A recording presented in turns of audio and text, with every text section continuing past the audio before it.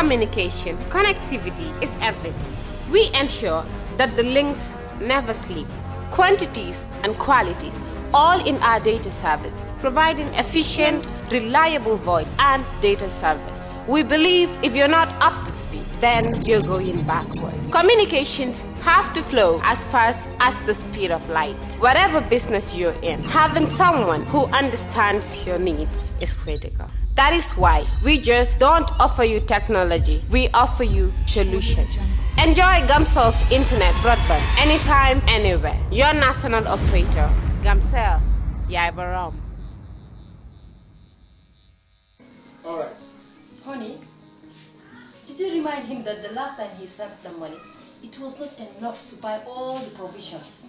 Oh, sorry, I forgot to tell him. Are you guys talking about money transfer to buy provisions? Yes. But Don't you know about Baluwo? Baluwo? What is Baluwo? Baluwo is a service that your son can use to send provisions directly to you guys from the shop. And you don't have to worry about the exchange rate. Tell me how Baluwo works. It's very simple. Just log on to baluwo.com and shop, or download the app on your phone. You can shop on the website or using the app to buy online basic products for your family and friends. With Baluwo, you decide what your money is spent on. Your money, your choice. Buy online products. Are you thinking of owning your dream homes? EJ Investment is here for you. Secure our quality bungalows with 2, 3 or 4 bedrooms, or our story buildings 3 or 4 to 5 bedrooms at very affordable prices with flexible payment plans at our Sanyang Seaview Estate, where you can enjoy the cool breeze with modern infrastructure such as tar roads, covered drainage system, modern electrification with street lights, gated entrance with security posts, and social amenities such as gas station, shopping mall, medical clinic, park, schools, children daycare, and a lot more. Our dedicated team of professionals will keep the estate clean at all times, provide security and patrol team within the estate premises, install latest technologies such as CCTV, Wi-Fi, home network installation, solar panel, and power backup system. Also, check out for our additional home facilities and interior design service such as premium tiling, wall plaster, home landscape, fingerprint home lock, and a lot more. Visit our office at Senegambia Kololi Highway and get a free site visit tour, or contact us on 4464838. WhatsApp us on 3259220. Or you can visit our Facebook page or Instagram on EJ Investments. EJ Investments, we are first in.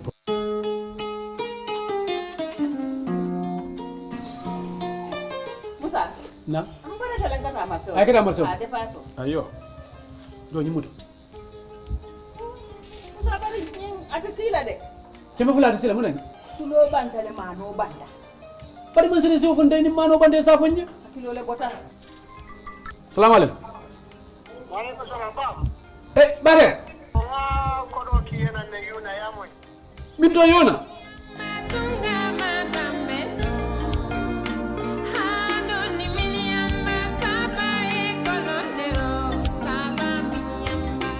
man sata yitu nata lam yaja Yelo nada. ngamano sammanan ngatulo samman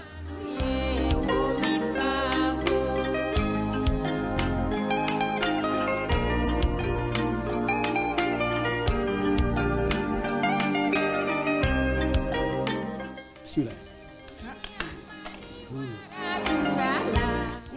na ñu manu diatal ko yalo ni mano wota demen jona biro ngayin tawleto ngata ko do kama demen man façon fula wala beje kilo tal lul tabeje kilo monni lul tabeje hani diwli no beje ni tale ko do kama ni lefta ko do les ko do ta inaita na diate fone si mano le sanjani tulol ni hani nyin fongonya alkame to wabul kame fo kan dirin klebe ni leminato ngabo ndeje Yuna la kanyunu be sama. to la kanyunu be sama yaje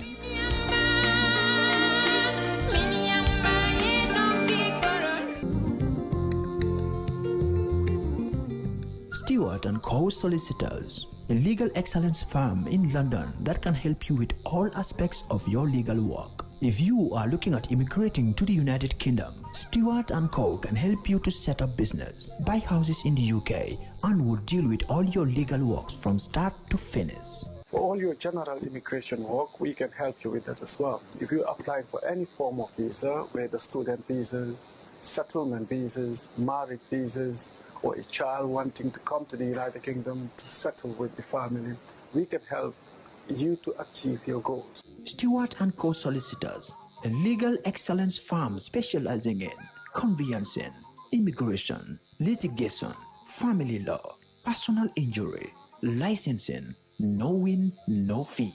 Contact us today at www.sk-solicitors.com.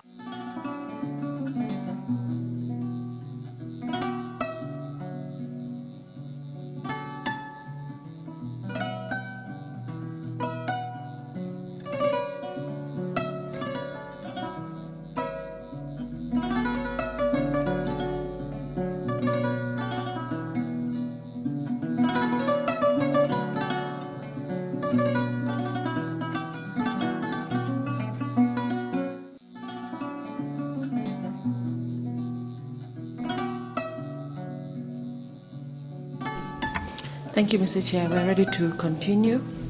Can the witness be brought in, please, Mr. Osher? Fine. Thank you very much.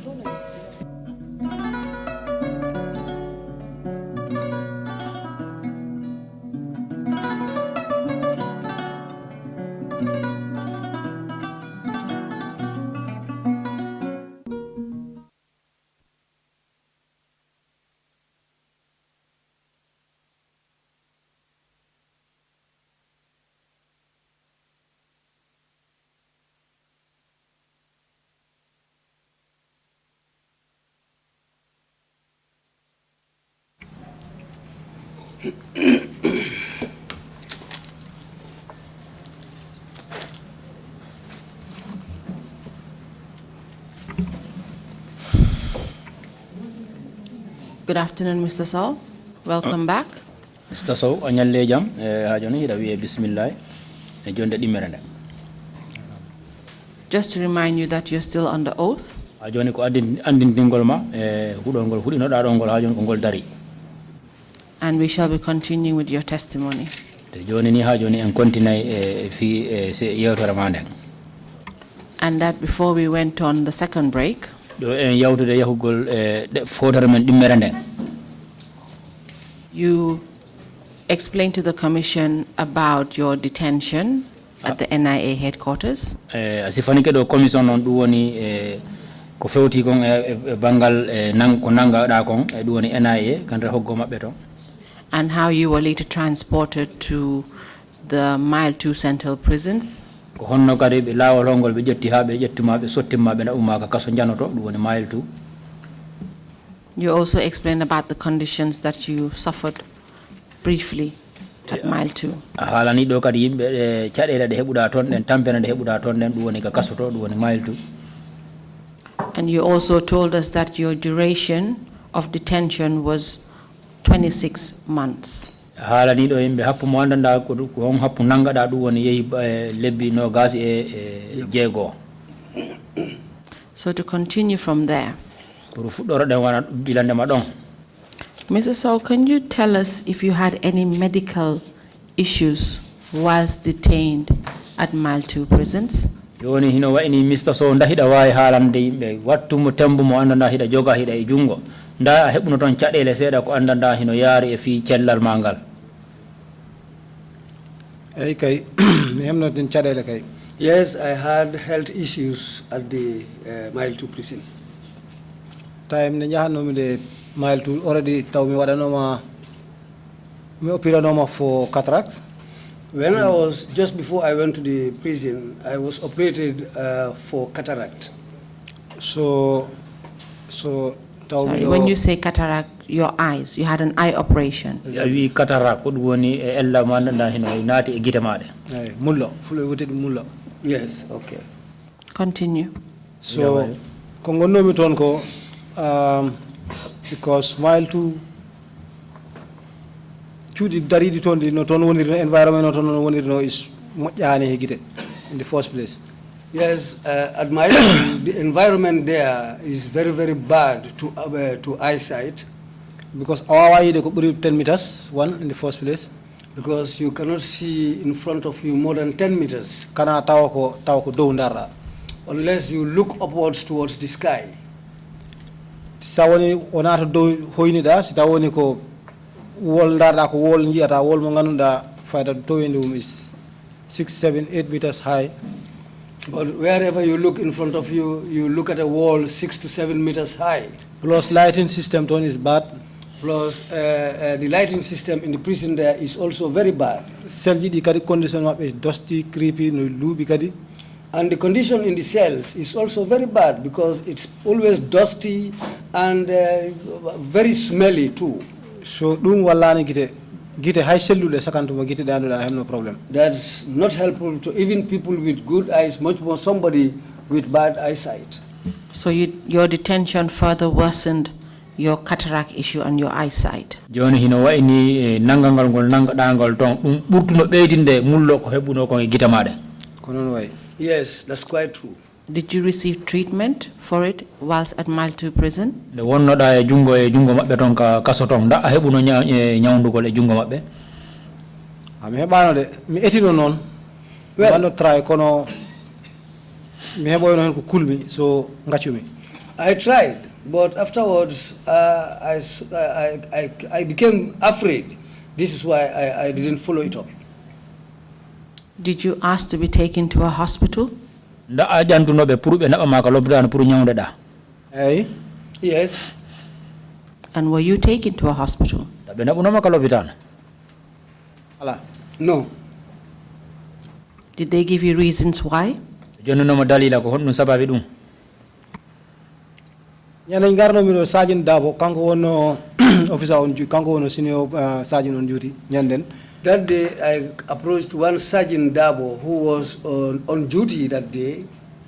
So mbimo min komi post surgical patient cataract. I explained to him that I'm a surgical patient who suffered from cataract and I was operated on. So mbimi mi opiranoma bo yite ni from time to time foti tutade hospital so la be ganda condition ay ono woniri. I told him that after the operation I should have been going back to the hospital for time to time for them to check and know the condition of my eyes.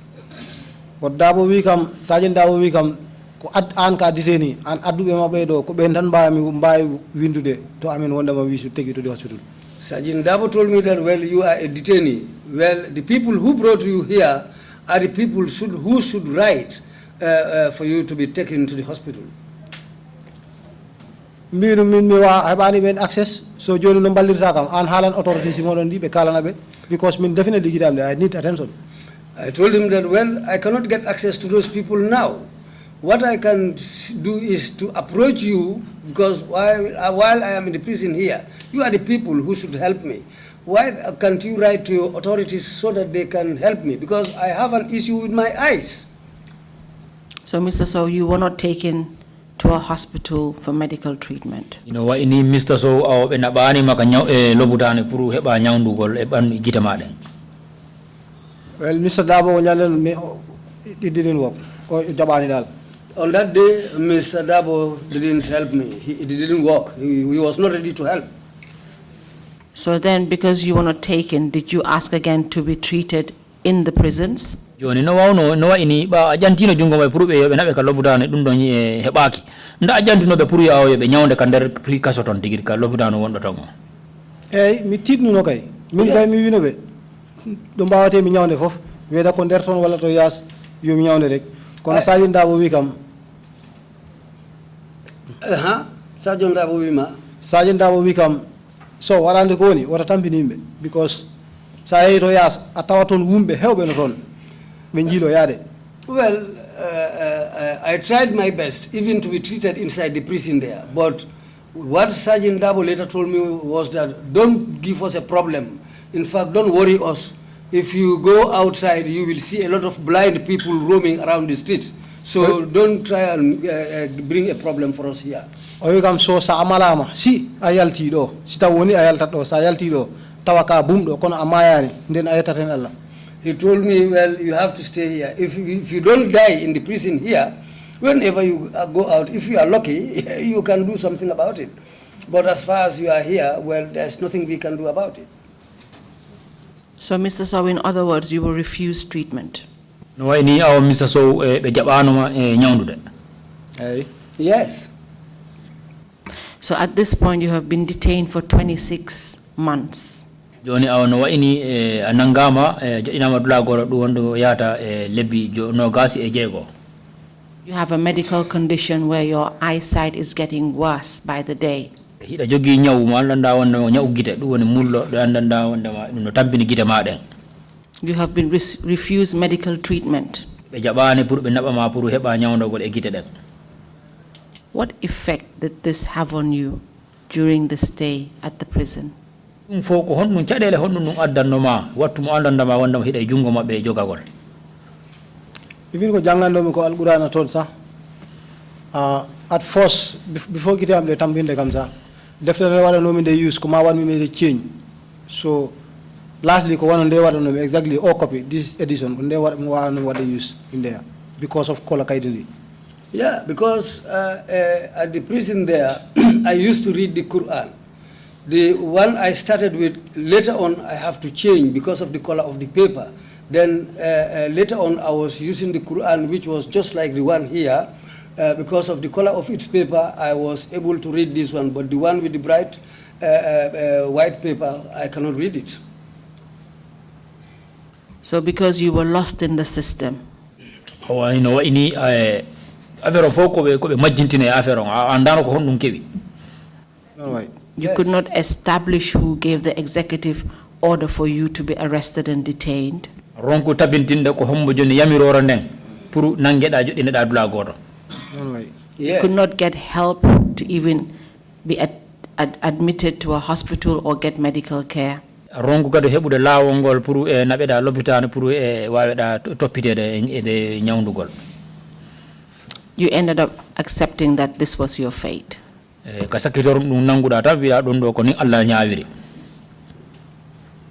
Did you at any time try to make attempt to contact your family? Yes.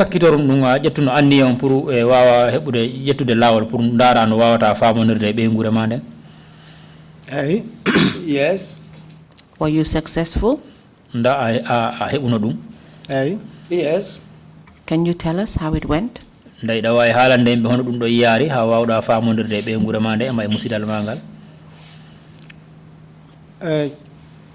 prison officers, among the prison officers, there are some whom you know. Bengandi wonde no minen detaini men kepta access family amen men kepta access hay hunde so any contact outside ko ben men bata use kambe aro be ya.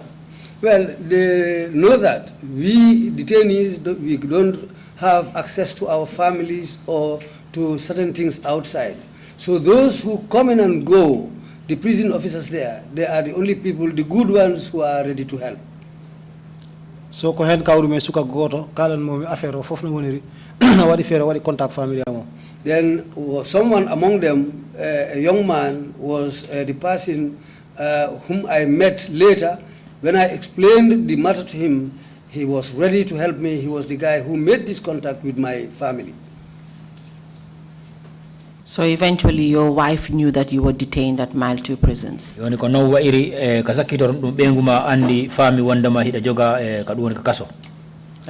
Yes.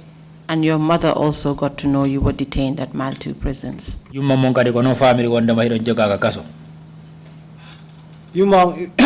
took her about almost 1.5 years before we had them because we have hypertensive condition. So koto am hulimu halande kanko tini dum kono deji hulimu halande. It took almost 1.5 years before they can inform my mother because she has a hypertensive condition. So my elder brother was afraid to tell her. So it took them almost 1.5 years before she was able to know my whereabouts. So after they got to know your whereabouts, that you were detained at Mile 2 prisons, can you tell us if they did anything to facilitate your release? lendama be ha be fami wondama hida joga e kakaso nda yettuno lawol pour yi ugol be ndara be sibe heba e fere be yiya wondama accitama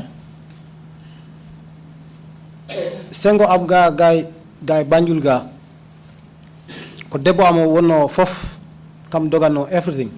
On the side here in Banjul, it was only my wife who was going and coming, trying to do everything possible. Only a very few of my friends, not more than 2. And among my friends, only few of them were helping her. I can say, in fact, there were only 2 of my friends who were helping her. To the president's office, reply the prison officer mo minela no wona direct wife am minela no koto friend am goto minela no on friend am wonno hakkude kanko prison officer way da bawo. In fact, these 2 friends were the people who were delivering letters on my behalf, and they were bringing this information to me. In fact, it was not a direct. In fact, the prison officer who was helping me, I don't send him directly to my wife. What we usually do is he will take this information or letters to these friends, and they will extend the letters to my people. Mrs. Sowe, it is also correct that your wife and your mother wrote to the president then? Mr. Sowe, ɗum kadi woni gonga dariɗo wondama ɓenguma kañum e nenema ɓe meeɗi windande letter ɓe nuldanimo e président o wonnoɗo ɗo o ndako gonga gonga in fact windugol toro président o fiyo yaafo ɗum ko frenam goto yano to jogu so jogu wimo joni the best thing ko mbawɗon wadde binde an appeal letter of apology so mi haalanaka law ko nde ɗum winda ha pari on tuma tinmi ɗum. Yes, in fact, it was facilitated by a friend who informed my people, and went to a friend and told him, who informed this other friend that, well, if you want that, you have to write an appeal letter and beg for your relative to be released. So, in fact, I was not informed until the letter was written, till later. That was the time when I was informed about this appeal letter. Please, can you look at these letters for me, please?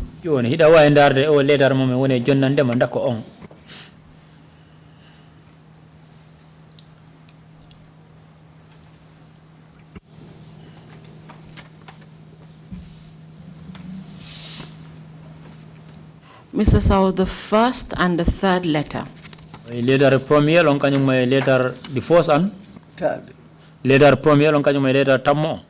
Are the letters that were written by your family, one being from your wife, which is the first one, and the third being from your mother. Letter premier on don mo folong on don ko benguma immori dimmo tammo on don ko enena ma immori. Is that correct? Dako gonga. Can you give us the date of the letters? Da wa jonnude yimbe nyalande di letteruji di windadi. Letter mbodde bo am winduno ko nyale sappo e jeego July. The letter my wife wrote was the 16th of July. Noga sappo e tati. This was in 2013. Yes, 2013. Can you give us the heading of the letter? Later on, ko hondu woni hora den ko hondu winda ton. Odo ala heading. The first one has no heading. Kono dimo. But the second one. Monena windio. That my mother wrote. On winda no ko nyande sappo di January. Was written on the 17th of January. Nogas e sappo enai. This was in 2014. And both letters were addressed to His Excellency the President. Li letter uji didi fo inde ko di be foti di yahande on di ko woni president wonoro don Yaya Jammeh. Don ko non way. Yes, that's true. The letters did not say Yaya Jammeh on it, on the heading. On a letter on ko be ndando Yaya Jammeh. Letter mo deba window ko Mr. President of Udori. The letter that my wife wrote started with Mr. President. The address mo letter window address yo. Then on address the address written on the letter was the addressee of the letter. the addressee, the letter, the person who wrote the letter. The person to whom the letter is destined. Okay, the letter to the person which it was destined. On His Excellency Sheikh Professor Alhaji Dr. Yahya AJJ Jammeh, President of the Republic of the Gambia, State House, Banjul. The name there was His Excellency President Alhaji Yahya AJJ Jammeh, President of the Republic of the Gambia in Banjul. And Mr. Sowe, it's correct to say that both letters were appealing for him to have mercy on you and to release you from detention. Later, before don't go winda don't go do any puru heba yurumende ma yafo ma kadi puru wa ma attitude. Yes, that's true. So then, on those letters that you have, you now have the second and the fourth letter. And those letters came from the President's office. Office of the President. Is that correct? Yes, that's true. And those letters were in response to the appeal letters that your wife and your mother wrote. Is that correct? In the letter, the Office of the President got the jabi letter mo andanda he jonna imori benguma kanyuma nenama. Yes, that's true. And all those letters did was to acknowledge that they had received the letters from your wife and your mother and that they were noted. In later before the andanda he imori office president office on do woni jaba go later the andanda he imori nenema kanyuma benguma hollir go wondama be hendike later the imorde mabbe ding te be hendike di. That's true. Mr. Chair, at this point I would like to tender the letters. Ko woni ko wiide kiyama ko dum woni joni ka wondo himo torade e dow yamirore kiyaman pour on adinadi kandere hala di bokka kandere hala. The first letter is dated the 16th July 2013 and it was addressed to His Excellency, written by the wife of the witness, which will be 125A. The second letter is the reply from the Office of the President dated the 9th September 2013, and it would be Exhibit 125B. The third letter is dated the 17th of January 2014, and it was from the mother of the witness to the President, and that would be Exhibit 125C. And the final letter is dated the 28th January 2014, which was from the President's office acknowledging receipt of the letter from the mother, and it will be 125D.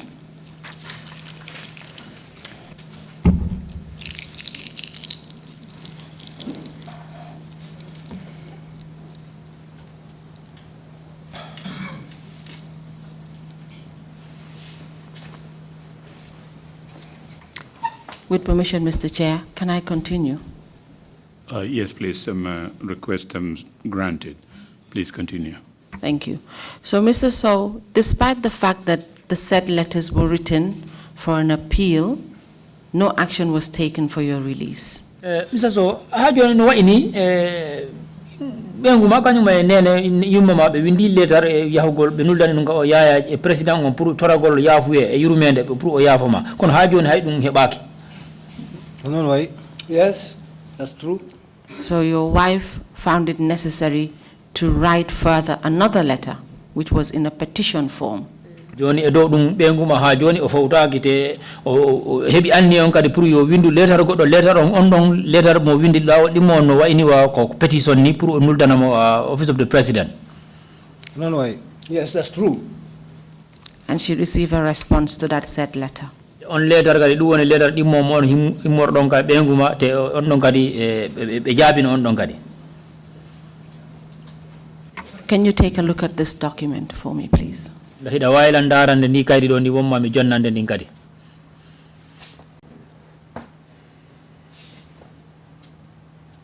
Mr. Sowe, can you please give us the heading, the date, and the person the letter was addressed to? Hida way jonude yimbe letter ron ko hondu woni hore inde letter ron kanyum e nyalande nden kanyum e letter ron kadi ko hombo o windana ko hombo o foti yahande. Letter o imori ko office of the president te ko nyade jedi di July. The letter came from the office of the president and it was written on the 7th of July. Noga se sapo enai 2014. Te letter o to fonno ro yaade ko Aminata Kamara gondo Yundum village. The letter was supposed to go to Aminata Kamara, resident at Yundum village.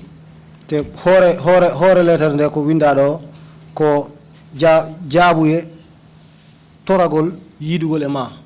And the heading was a reply to an appeal asking for a meeting with the president. Mr. Chair, I'd like to apply to tender the said letter, and it shall be Exhibit 125E. Request granted, Counsel. Further, at this point, I would like the witness to read the paragraph that has the word underlined. Not approved. Later on, mo fala jangana mo leri de wanda da wanda ma ko be windi don ko pour jangana mo dum. Bindu letter o wi. The writer of the letter said, mi fuddora jangugol ngol o wi e dow inde laamiɗo meɗen mawɗo woni president. In the name of our president, mi holliri wondema mi heɓɓima letter maɗa mo bindonoɗa ñande go'o June nogas e sappo e nayyi. I want to inform you that I have received a letter written on the 1st of June 2014. faade e ngol konngol ngol min bindiɗo dow ɗo woni toragol maɗa yidugol e président o. In relation to the heading of the letter asking for a meeting with the president on an appeal to see you. Te miɗen ma kolla wonde no. And we would like to inform you that toragol ma yidugol e makko de ɗum ɗon ɗum jaɓaka. Well, the appeal we did for us to meet with you and see you was rejected. Thank you very much, Mr. Sowe. So Counsel, the audio. Counsel, just a second. Can we hear the very words in English, not the translated or the interpreted version? That could be slightly different. If the witness can read it in English, that would be helpful. Thank you very much, Mr. Chair. Mr. Witness, can you read it, please, in English? The first paragraph of this letter, which was dated 7th July 2014, reads as follows. I quote, "On behalf of His Excellency the President, I acknowledge receipt of your letter dated 1st June 2014 on the above captioned and convey that your request for audience is not approved. Not approved here is underlined and emboldened." Thank you. He has read the paragraph in English.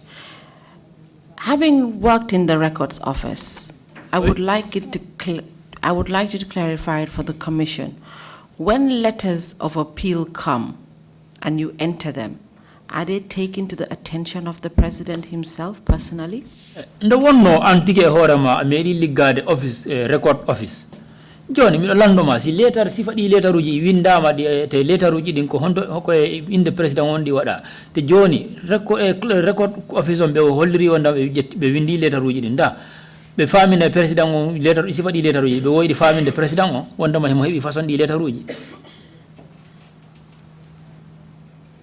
Tawoni abima lawol no wowno ni wade min he ko jangumi ko. Well, what I'm aware of and what I learned is that if the letters come accordingly to the rules set up there, when the letters are received, they are checked at two places. They are received at two places. Go secretary to the Secretary General. First is the secretary to the Secretary General.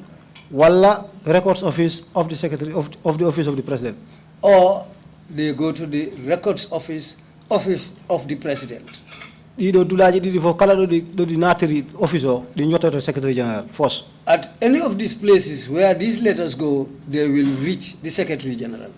Then Secretary General, what are assigned in letter, what are they assigned to different officers? And the Secretary General will assign somebody and with this letter for them to be forwarded. Then you have to action. And those people are the people who are supposed to take action. Mr. Sowe, I want to understand, when letters are addressed to the President, then of the Republic, and they get to the office, do they come to his attention? Does he have knowledge of the letters or the context of the letters? Let me follow farm do. Jamanu mako one president won no don si letter uji sifadi the wadam address e mako si di hewti ton nda ko wowi kon si letter uji ni hewti ton be famine mo letter uji din ardi ton din kanyum may letter uji din ko di sawi kon kadi nabe halana umo. Yes. So then that would indicate that the president was aware of your family appealing for you to be released.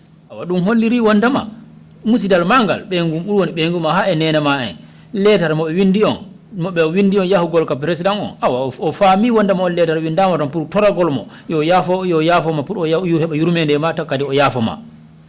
In the same vein, it should further indicate that the president must have been aware that you were detained at Mile 2 prisons. Ha joni kadi awa ha joni netno wa mi hebude gomgol gomdene wanda ma president on mo fami wanda ma an hida joga ka kasoto hida sokato. Yes. So it just makes me wonder, and I'm sure some of the commissioners, as to why he was asking about your whereabouts. No, ini ani nung hala no ngaldi nan tami do gomi wonda ma hay commissioner be wobbe no do no halda no ngaldi ni be seda ko honno du wonirta kanko joni himo lando ko honno an ko honto wonda. So just to, sorry, if you have a comment on that, you can say it. Amari ko hala hen da way halde. Maybe problem all letter Johnny rutada to modon. I have a problem with this letter that has just been returned to you.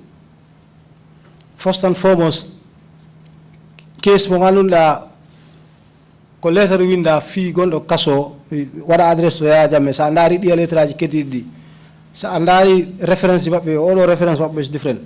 If you look at the letters all, the first ones that were written and this last one, the reference on the first ones is quite different from the reference on this last one. In fact, mido susi hudade mi wato reference one do on letter it doesn't exist. In fact, I can swear that the reference on this last letter does not exist. Me anda ko dum firti nak me anda hoko mistake typo na me anda kono that reference doesn't exist in my file in the filing system at the office of the president. I don't know whether it was a topographical error or whatever, but I can swear that the reference on this last letter doesn't exist. But Mr. Sowe, it does say OP 285/0301 temp V, and it says in bracket 284 LJ. It could be a new numbering reference that was created whilst you were not there. So ko woni ko wiide no letter on de no wayde ko nombaji kesi di andanda ma wonda hibe yaltini di ko jamanu mo andanda ma wonda hari anga alato. My counsel, I beg to differ on that opinion.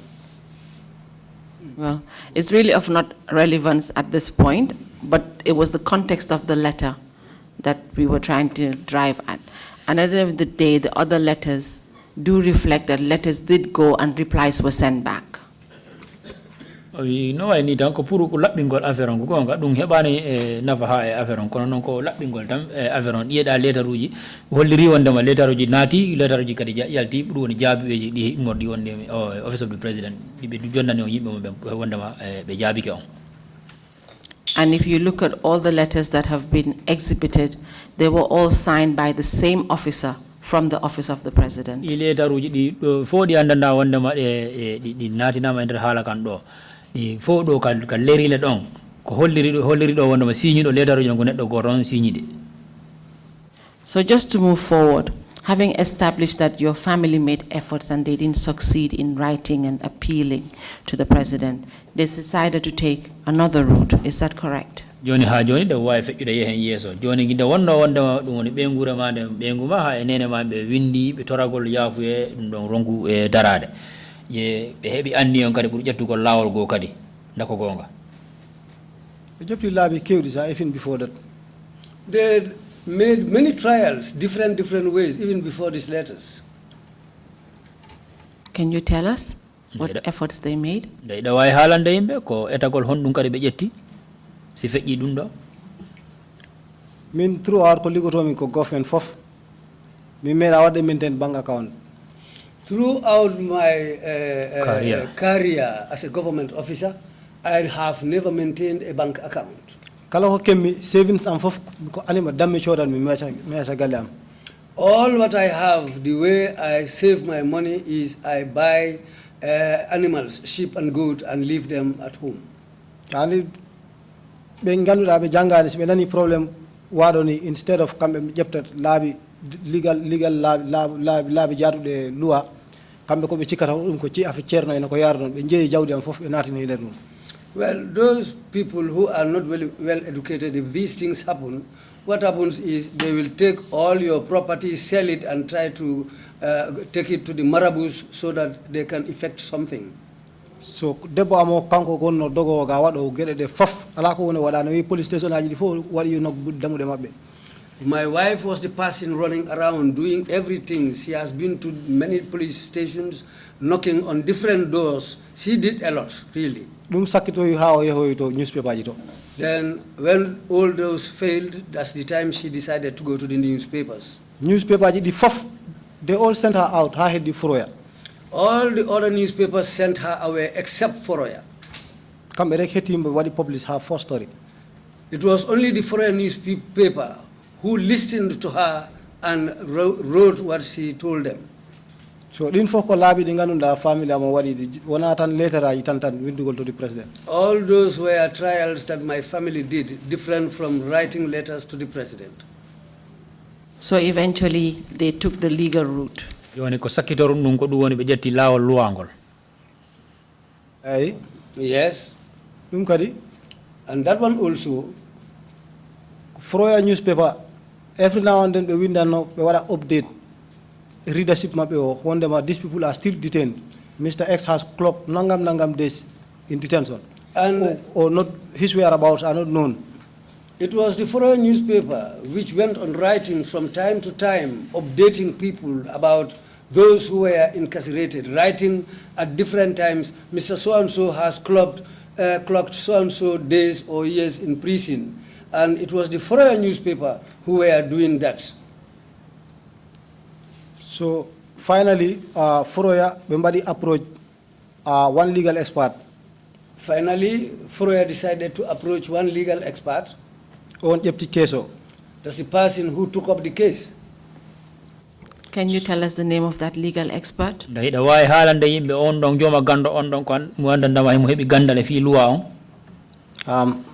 On ko solicitor ko barrister ko lawyer Madam Sagar Jahate. On ko solicitor ko lawyer Madam Sagar Jahate. Ko on ƴefti case o waɗi mo first waɗi kanko waɗi mo mention at the courts. She took up the case, and she was the first person to mention it to mention the case in a court. So when Ms. Jahate took up the matter and decided to file in the High Court, and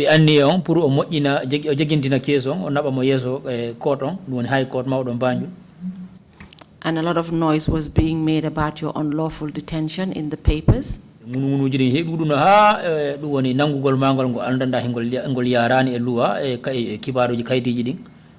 the government do anything about it?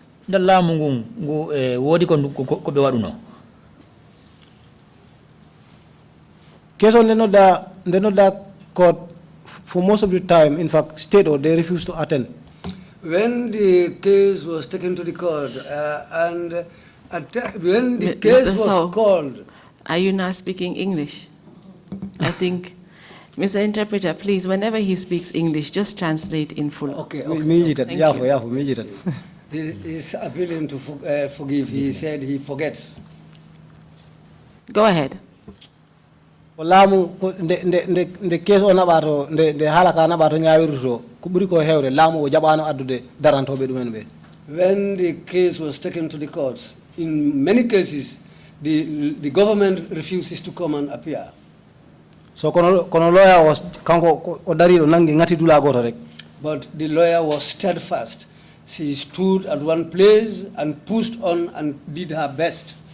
Mr. Sowe, so even though the government failed to appear in the court, did they take any other action? Comme no yurdani no wayni lamugun be arhano court pour be hollira hore mabbe nda can you come again? Council. Did they take any other action? Be jetuno lawol go. Jetuno action nak. Yes, they did something. Sabu nyande nogas go January. Because on the 21st of January, 2015, Onyan Inspector General of Police Nelly Sukabe to do your can pick from mile to Nabakam headquarters, Banjul. The Inspector General sent 2 people to come and pick me up from the prison and take me to the police headquarters in Banjul. Continue. Tell us what happened at the police headquarters.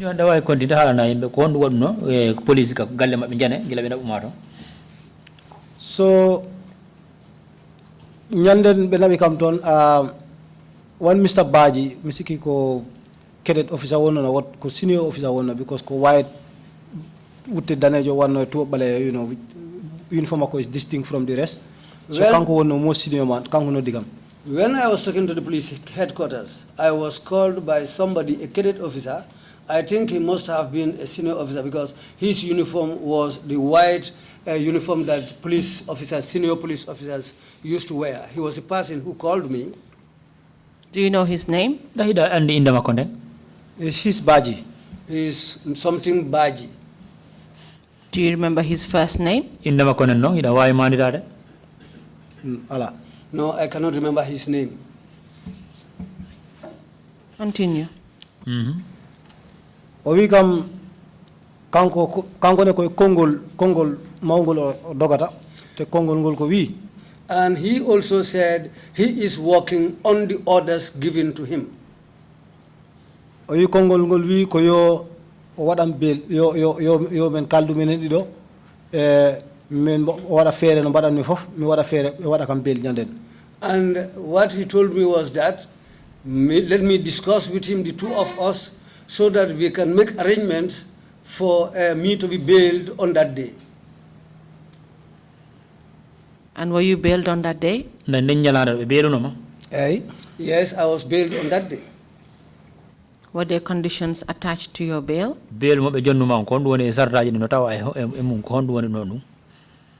First of all, adiko o wi no ko mame heba bido leydi do Gambia do jogi do biometric ID card. The first thing he told me was to get somebody, a Gambian citizen who has a biometric ID card. O adora kaytaji galle mo ganunda coggu mudum ko buri famdude foti yonde guluje temedde jogi dalasi. And he should come along with compound papers which is worth about $500,000. Mr. Sowe, at this point, were you charged with any offense? Mr. Sowe, on jamanu mo on what to don nda hari be tegina tumal e horema. No, I was not charged with anything. Were you told what you were being bailed for? Ndabe halan no makade ko hon dum taki hibe beeludama. Nobody told me anything. So you got someone to come with an ID card and lease property. Joni awa hino wa ino a hebuno neddo mo andanda wanda himo jogi comme no be wiruma no ID card kanyum me galle de andanda ma wanda hede wada lease kaydi galle. Hey? Yes. What happened after that? Ondu wadi bila dum do wadi. Gila dum wadi min ko on nyan wonno nyalande ngandunda for the first nyalande taw duubi didi femani duubi tati ko ne nyande wonno first nyalande ne balmi to yas ko wona mailtu. That was the first day I spent out of the prison within 2 years and some months. And apart from your friend that came with the ID card and the title property, were any other family members present? Si yawdi si feƴƴi ɗum woni wajirawo ma arduɗon e ID card on kañum e kaydi galle ɗin da woodi arɗo kadi bokkuɗi tawanoɗo ɗon ma andaɗa hikoye fengo ɓengure ma nden immori ko family amon rek ando in fact ɓuri ko feedo ko yumi ko family debbo amon rek ando sabu ko kotirawo debbo amon kanko adduno kayitaji ɗi ko ID card makko men mbaɗi use he bamma ko to soko kamɓe ngari ɗon. Yes, it was just family members who came. It was my wife's brother who came with those documents plus her elder brother, who were the people who came with these documents. And you were released on that day? Yes, that was the day I was released. Were you told to report back at the police station? Da be haalanoma wondema hita foti ardude ñalande nde fodɗa arde ton hollira hoorema ɓe mbino kam ittiride ñalande ñande fof yo martu police station 10 o'clock. What they told me was that apart from that day I was released, so I have to be coming to the police station every day to report at 10 o'clock. Were you reporting every day at 10 o'clock? nda o waɗirno noon no ɓe wiruma noon ñalande fof a yaha e hollira hoorema wattuji sappo bimbi mi wanno report 1 week 1.5 week gaccumi. Yes, I started going there. I reported for 1 week or up to 1.5 weeks, then I stopped. When you say you stopped, did they ask you to stop or you just stopped? si a wi wondema yehi a fuɗɗuno hollireygol hoorema yontere ha e ko fawi accuɗa sa ko an accani hoorema nda ko kamɓe yuma joni hay sa arani ko min accani hooram because mi haalanno aussi prosecutions mimi ɗum min liggaki joni min famille am fof no sakoniri min hay hayɗo mi woni koye jungo friend mi woni sa wi mimi a sikki mimi immoto yundum every day mi yoɓa pasuji ha Banjul every single day 10 o'clock mi arat just mi wima aussi miɗon boni mi am sorry haɗa kam wawi naftude to gittuɗa kam ɗo but I will never come back here on this bed.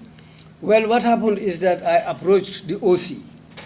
I told him that, look at me, I am jobless. My family has been scattered. And at this present moment, to come and report here at 10 o'clock every day from Yundum to this place is really a big challenge for me. I cannot do that because I am penniless. In fact, I am right now staying with a friend.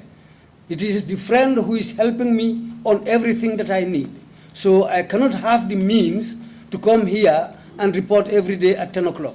I told him that return me back to the place where I came from, or I'm informing you that I will not come back here again to come and report because I don't have the means. So you stopped reporting? So OC we come Johnny Kai get to number just give me a call.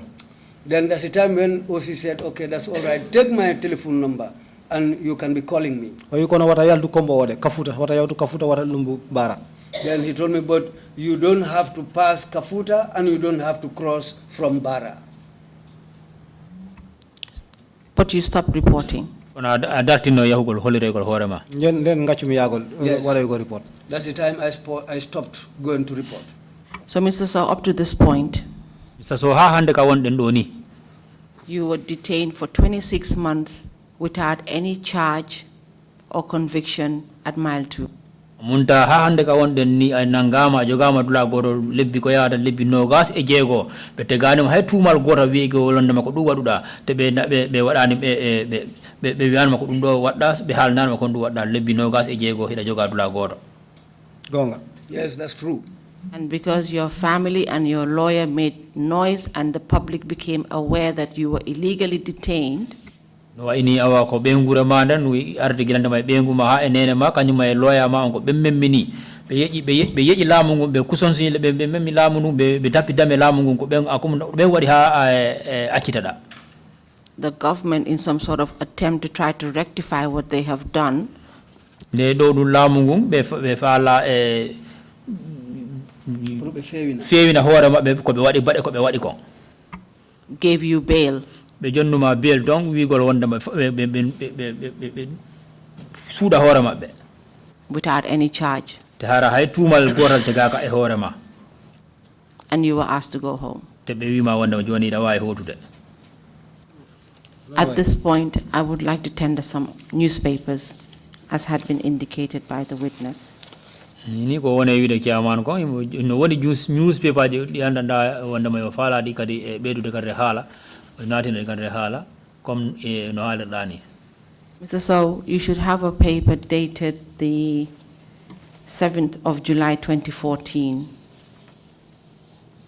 Mr. Sowe da waji kay don da wandare don kaydi di andanda wonda ma 17th of July 17th of July 2014. 2014. Hey. Can you read the heading? Da way jangude horande. Mi hala English wala mi hala Pulaar? Please in English. Jangu e nder hala tuba ko re. Froya edition number 134/2014. This was Thursday, 17th July 2014. The headline there is former State House employee files for unlawful detention, and the story was featured on page 3. Thank you. You also have another Fourier paper with you dated the 22nd of January 2015. Da jogi don kadi kaydi ndi andanda wonda makko kaydi Fourier ndi don no winda lewru January no gase didi 2015. Can you please read the heading? Da way jangude horande ko hondu windano do. Fourier edition number 015/2015, Thursday, 22nd January 2015. The headline, Momodou Sowe released on bail after 2 years in detention. Thank you. Mr. Chair, I wish to tender the newspaper articles in as 1, 2, 5, F and G. Request granted.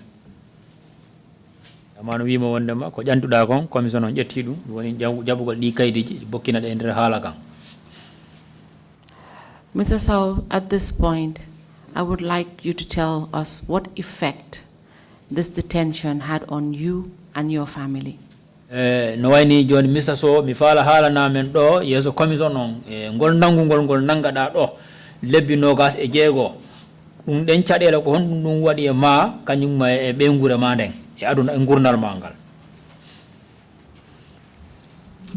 O waktu do min ngal nangal ko wadi ko am ha hande do jodi mi do dum woni am sabu mi anda ko hoko manmi. Well, at this present moment, from the day I was arrested up to this moment where I am sitting here, I don't know what I have done and I don't know what I was arrested for. And this really has been a problem for me. I don't understand. I don't know what is the problem up to the minute I am sitting down here right now. And the place where I was working, I'm still, accordingly, that's the place where I'm still working. And I'm seeing people who were working there with me. I'm still seeing them. The people who were aware of my case and they knew what happened, if I see them, what I always think of is these people are all looking at me as a criminal.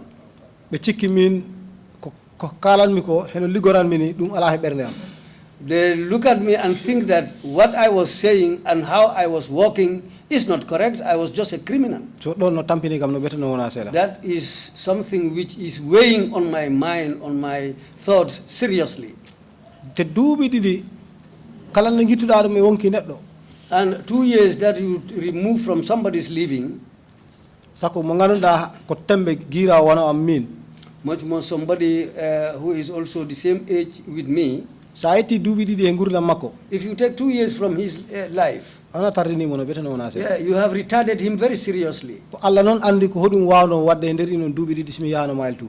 It is only Allah who knows what it would have been when I was in mile 2. On my side, that's how I see things. If on my mother's side, her hypertension problem,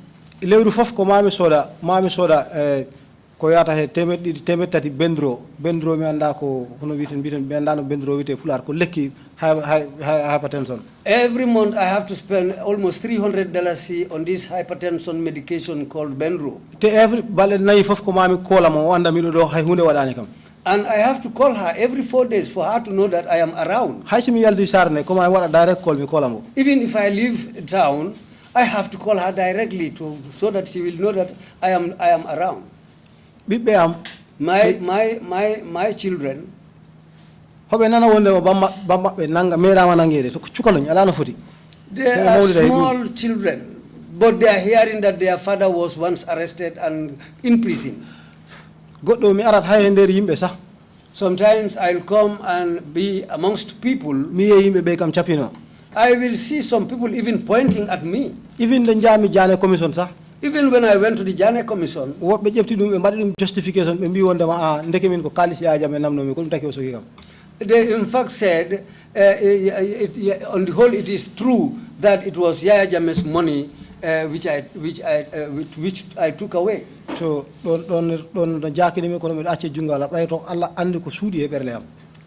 that is an issue which is really worrying me. It puzzles me. But as far as I cannot do anything about it, I'll take it with faith and leave everything in the hands of Allah.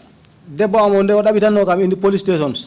When my wife was searching for me from police station to police station, Ari hendula goto do yehi be mbimo taw on waktu mo yara 7 months be mbimo an minen me mbawa wadde confirm wonde mo gorko ma o mayide kono we can tell you that gorko ma o urani. She went to one police station and she was 7 months pregnant at that time. What they told her at that police station was that we cannot confirm really whether your husband is alive, but we have no means to tell you that he is alive. So that really gave her a problem. So when she delivered, it had a serious impact on her to the point of affecting her hearing. So right now, if I am talking to her, I have to shout, or else she will not hear what I'm saying. Recover.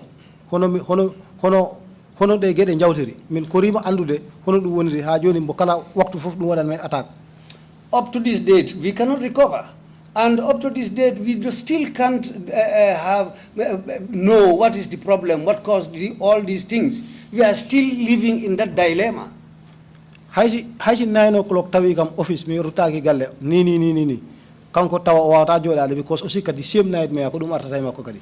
Even if I am at the office till 9 o'clock, I haven't returned home, she will suffer. Right now, up to this day, she will think that the same thing has occurred again. She will become worried. So, these are things which are really disturbing me, seriously. And it has really deteriorated my eyesight. Almost me wata drive jemma. This is why I cannot drive at night. So, it's a serious problem for me at my age right now. And this is a very serious problem for me at the age, at my age present. Mr. Interpreter, I think he spoke English. Okay, sorry. Sorry. Thank you, Mr. Sowe. Jara. So, Mr. Sowe, even though you were released on bail and were asked to go home, did you and your lawyer abandon the case that you had filed in the court? Joni wonda ma nyalande fo nyalande ara hollira hore ma wadu woni wada report nda ha joni dum continue wi gol wonda an e lawyer ma on nda on accuno keso non wopiriro mo non keso men gaccano bote ha joni men gaccane bo. Well, we have not abandoned the case, and up to now we have not abandoned the case. So what happened to the case? Yes, on ko ndum hebi mo well,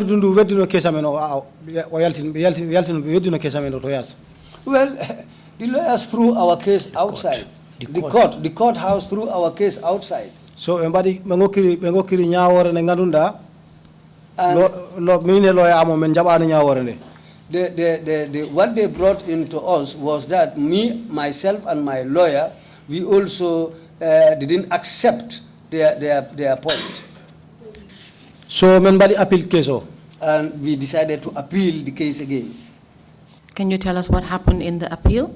Kila wonno case on be taƴi ñawor nden te no be taƴirde non on welani on ko honɗum heɓino gilande mo waɗɗon case on appeal pour ɓe ruttintino case on. Men ƴefti case o men nawi mo appeal court o ƴefti case amen o jaɓi case o.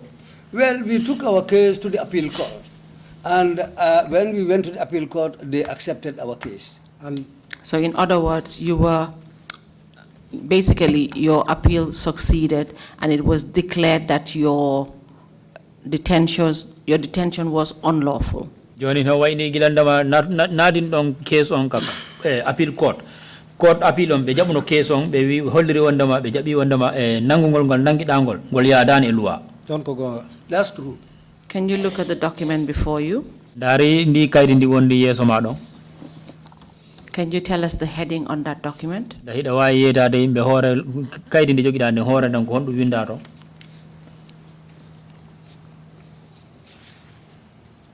Can you tell us the court that it is from? Da hiɗa wawi haalande yimɓe kaydi ndi koye court hombo ɗum ndi immori. Letterhead, that's in English, right? Yes, please. This document before me here has a letterhead on top of which are the following inscriptions: in the superior courts of the Gambia. We have the symbols of equity, the coat of arms, and then in the appeal court of the Gambia. Mr. Sowe, I can see you're really showing us that you worked in a records office. Definitely a records officer. Mr. Sowe, ɗum holliri men tigi gonga wondema liggi ke office wiyeteɗo record office ɗum woni office gandanda ko ƴetto window ko kibaruji fof nato e ligge. I see you're being very detailed in the document. Yo yiri ɗum hollirima wondema kaydi ni ko windi kon ɗon fof hiɗa faala ɗum fof janggude ɗum laɓɓinana e yimɓe. But for the purposes of this commission, I would just like you to tell us, is it a document from the Court of Appeal of the Gambia? Kono non ni jonni ɗon pour commission on dan pour ɗum wawa laaɓude commission on da kaydi ndin ko Court of Appeal of the Gambia nde immorina da. Kono way. Yes, that's true. And in this document, you were the appellant. E nder ndi ɗon ndin kaydi ɗon ka wonno neɗɗo maɗa ka wonno torade ka wonno appellant ka wonno torade question yo rewte. Yes, that's true. And the state was the respondent. Ko laamu ngu wonno ko ɓen fonno jabade ko toriɗa ko. That's true. And this said judgment is dated the 18th day of January 2018. Ñalande no ɓe taƴino nde ñawore ko ɗum woni sappo e jeetati lewru January 2018. That's true. At this point, I would like Mr. Chair to tender the said judgment of the Court of Appeal dated 18th day of January 2018 as Exhibit 125. Woni e wiide kon mo fewno ɗo himo torade commission kiyaman e dow yamirore makko pour judgment on ko ɗum woni ñawore nden no taƴirano e fiima pour rewtagol case ma on pour ɓe bokkina ɗum kan re haala ɓe bokkina ɗum kan re haala e nder dow séréyagal maɓɓe. Request granted, Council. Kiyaman wi ko ƴanduɗa kon commission on ƴetti ɗum. Thank you. And in this said judgment, you were vindicated. O wite o judgment ɗum woni ñawore nde taƴano ɗo nden ko ɗum woni ɓe jonnoma e gonga on. Konon way. That's true. Thank you very much, Jara. Mr. Sowe. Jara, Thank Mr. you Sowe. for going through the testimony today. Te ko jaɓɓuɗa kon pour sifagol ɗo fof ko andanda kon ko ɗum e yani e hoore ma kon. Mr. Chair, I will now hand over the witness to you and your commissioners. Thank you. Joni no wayni joni commission e council ko woni wiide kiyaman kon joni mi seede on hino mi jonni on seede on an e commission aɓe maɓe si ɗon heeɓi ko landoɗon e landoɗon. Thank you, Council, and thank you, Mr. Sowe, for coming to testify before the Commission. Kiyaman ko ne wiide o yimo a jarama council a jarama an kadi seede on pour jaɓugol ma ara e jonna seedeyagal ma ngal e yeeso commission on ɗo. Whatever confusions or shenanigans existed in the top echelons of the government, they had no right to violate your human rights and detain you unlawfully. o ko woni ko wiide ko angal famondira ko heɓi kon fof no e jiiɓondirgol ko heɓi kon e fi nangugol mangol ɗon e sengo laamu ngun ɓe heɓani hay caɗe ɓe heɓani hay e laawol hay seeɗa pour nangugol mo ɓe joɗɗinama dula goto ko andana wondema a waɗani hay fus ɓe joɗɗinama dula goto ɓe bonna gueɗal ma ngal. You endured a whole lot of stuff in the hands of these officials. te ɗi caɗele ɗe heɓuɗa ɗo ɗen fof koye junngo yimɓe ɓe andanda wondema ko liggantoɓe langu koye junngo maɓe heɓuɗa ɗum. For no reason or no explicable reason at all. ɓe jonnani hay dalila ko wandana ko dalila dariɗo ɓe andana ko ɗum waɗi ɓe naatimma e nde caɗele ɗe natuɗa e mum. Commissioners, if you have any questions, please indicate. joni himo landade commission ɓen kala joguiɗo landagol ko fotuma falama landade joni ɓe wawi landade ma. Let's start with the commissioners on the right. Bishop, you have the floor, please. Thank you, Chairman. Mr. Sowe. Mr. Sowe. In your submission, you did mention, if I'm right, that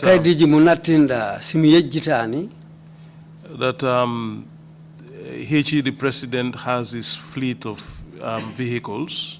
The president himself has a fleet of vehicles. President Onomari motoji hore mako kanko ko motoji mo anduda kanko jeyi din motoji. And the central government has its fleet of vehicles. Tenon lamu mawdo on kala hebi motoji koye mabbe. What is a little bit confusing here, what's the difference between the president's fleet of vehicles and that of the central government? Dum no jakini seda ko hodum sertini motoji mo anduda ko din president o jeyi motoji makko din e motoji lamu mawdo on ko hodum sertini dumen ko hodum darni dumen.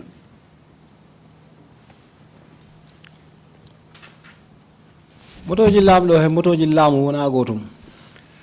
vehicles belonging to the central government and the fleet of the president are different vehicles. First of all, all government vehicles, all government vehicles have the bearing on them GG. If you look at them, Ministry of Finance, what is in finance? You will discover that it is the Ministry of Finance spent money on these vehicles. Which shows that to acquire these vehicles, the money came from the central government's budget. And if you look for their papers, you will see their documents. And these vehicles, if it is on the legal way,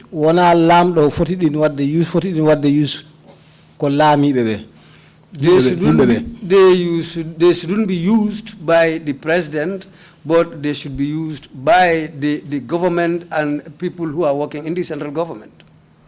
And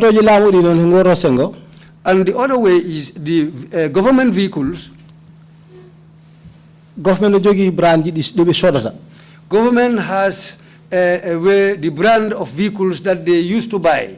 So, ministry for the same brand. Any ministry that you go to, you will find out that the ministries they buy almost the same type of vehicles. And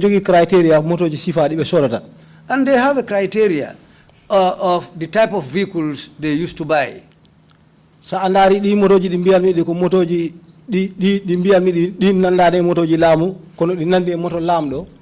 If you look at the vehicles that I said, they look like government vehicles.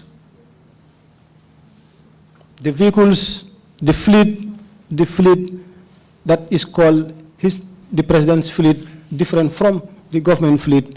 The presidential fleet vehicles do not fit in the criteria of the government fleet. Yes. Okay. Go ahead. Yeah. So, for instance, motoji dinganu njira din ko American rappers, then you don't see a government official in them. The vehicles that American rappers usually buy, you don't see government officials in those type of vehicles. The high responsible government go nothing that in million for one piece. Even responsible governments will not spend that kind of amount to buy such expensive vehicles. So could in moroji me be no could in kumotoji could ya jame din tawaka government vehicles. These type of vehicles are the vehicles we mention as vehicles belonging to Yaya Jammeh. Furthermore, please, can you clear the point for us? Now, when you said those were vehicles that belong to Yaya Jammeh, do you mean that he purchased those vehicles with his personal funds?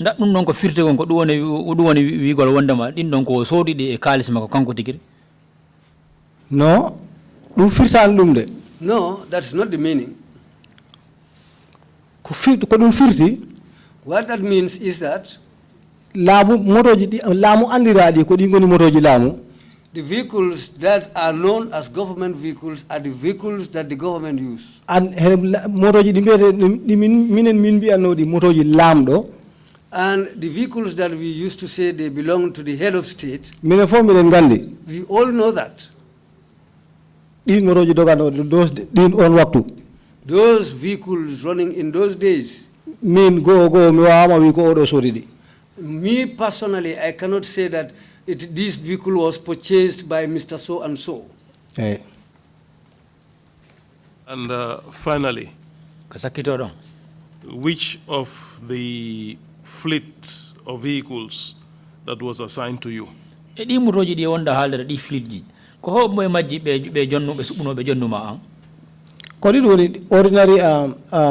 Mitsubishi Pajero pieces come civil servants. It was one of the ordinary Mitsubishi Pajero vehicles that they usually allocate to civil servants. Thank you, Commissioner Kinte.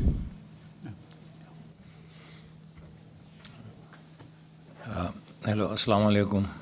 Mr. Sowe. Mr. Sowe. We certainly sympathize with you and the family for all what you have encountered.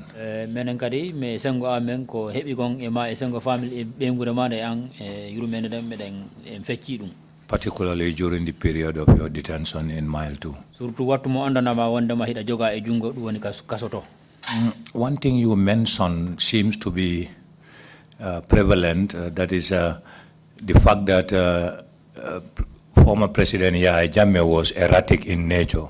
We get a god ala hali dundo ko wanda na dundo na hebi nafa ha ko duwoni wida do wanda ma Yaya Jammeh ko neddo ko neddo mo wanda na wanda ma o daraki ko no wayni wa do nyorgal. I want to know from your experience whether this was a permanent condition or behavior in him, or it is normally agitated.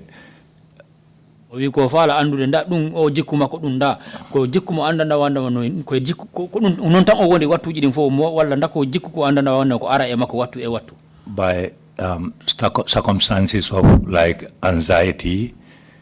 O nda dum ko ara e makko wattuji di andanda ma wanda ma haray e himo yi goddo himo welti ma himo wonde himo good mood dal, or whether he is under specific influence. Walla si mo tawi woni hara ko goddum hara o memi kadi ko dum woni mo wadirde non. Ajarama. Thank you. Min ko ligori mi ko Yaya Jammeh fof min battaraki Yaya Jammeh ngol battagol ngon ganduda mi wawat andude kanko pasid makko. All the time I worked with Yaya Jammeh, I was not that close to him for me to know his characteristics or what comes to him at times or his behavior. But I know one thing for certain. If you see what Yaya Jammeh does, what he does today, and what he will do tomorrow,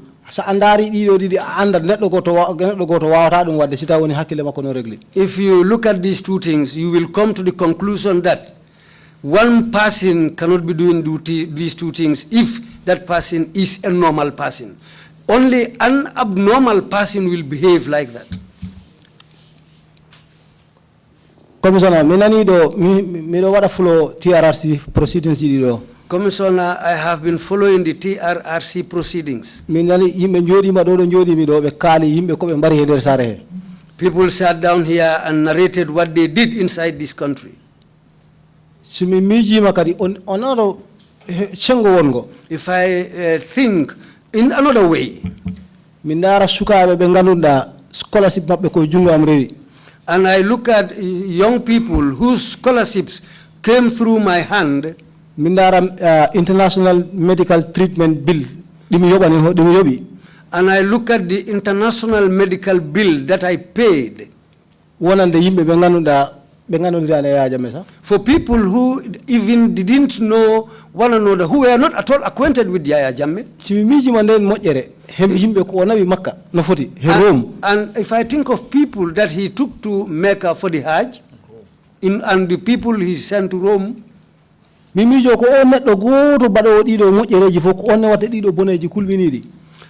if I look at those good deeds, and I come to look at the bad ones this same person did, that's the time I came to realize that the man is not correct. I am a young man. I cannot deceive all these things by myself clearly, but after looking and watching and seeing things and what he was doing, I came to the conclusion that the man is abnormal. Thank you, Commissioner Carr. Commissioner Carr, one more arde landagol joni. Thank you, Chairman. Mr. Sowe, I join my colleagues to say sorry to what happened to you. Joni Mr. Sowe mi bokki e nandorlaɓe am ɓe jooɗode ɗo ɓe ngal tabal ɗo mi wiyama wondema massa ko fawi kon e hoorema. My first question is based on the letters that I have read here. Moy landagol makko premier ngol ko ɗum woni no faati e sango letaruji ɗi andandama wonde ɓe heɓiɗi ɗo.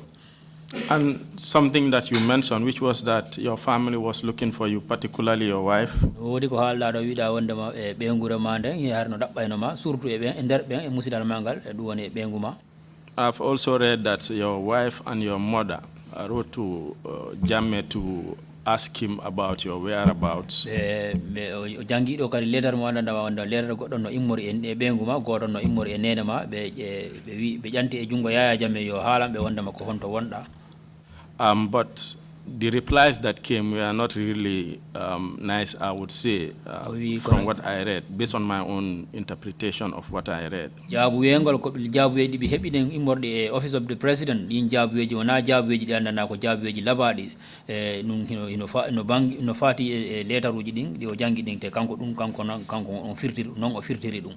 So I just want to know, how did they receive these letters? Because as far as I know, that's not, the contents were not pleasant really for somebody looking for their child. Joni sida andi an sik e mijo ma ko honno be hendori ɗi lettaruji sabu kanko e ɗo gandal makko no andir non e lettaruji ɗin ko ɗi saawi kon ɗin ɗon wona ko moƴƴi ɗi saawi.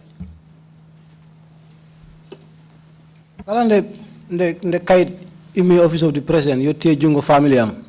The documents that came from the office of the president and right into my family's hands. You will find out that it was only the same person, one person who will go for these letters. That person is a very close.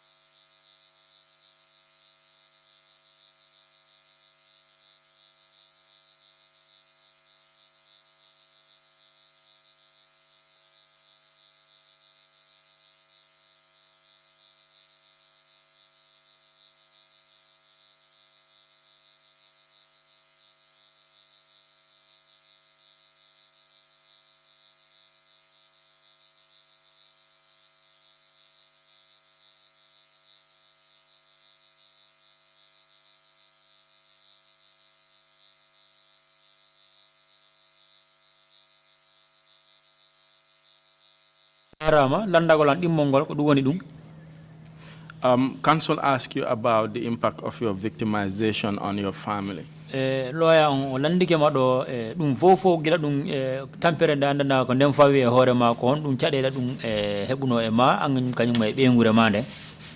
And it was written by, I think, your wife in one of the letters that you were the breadwinner of your family, especially after your father passed away. We letter ma goddo no ton ta sur on don letter sa o sikki ko benguma on don letter immorno o hollirito wondama ko awonno fo e bengure mande dum woni ka family mo te surtout gila babe ma be feƴƴini.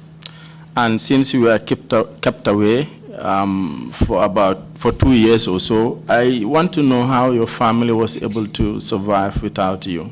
We John non comme no benguma windirno ton non wi wondama ko awoni e bengure mon dem family mon ko awoni fop ko an nene musidal mangal fo ko an wawon jungo nano e nyaamo fo ko awono jon non ko ngaldini mo gilande ma jogoda ko yahata duubi didi e ko fawdi gilande ma jogoda bengure ma den ko honno be yarayno e ko fawti e bangal ngurnangal. They sold all my heads of cattle until they were exhausted. They didn't have anything else and they didn't see anything else to depend on.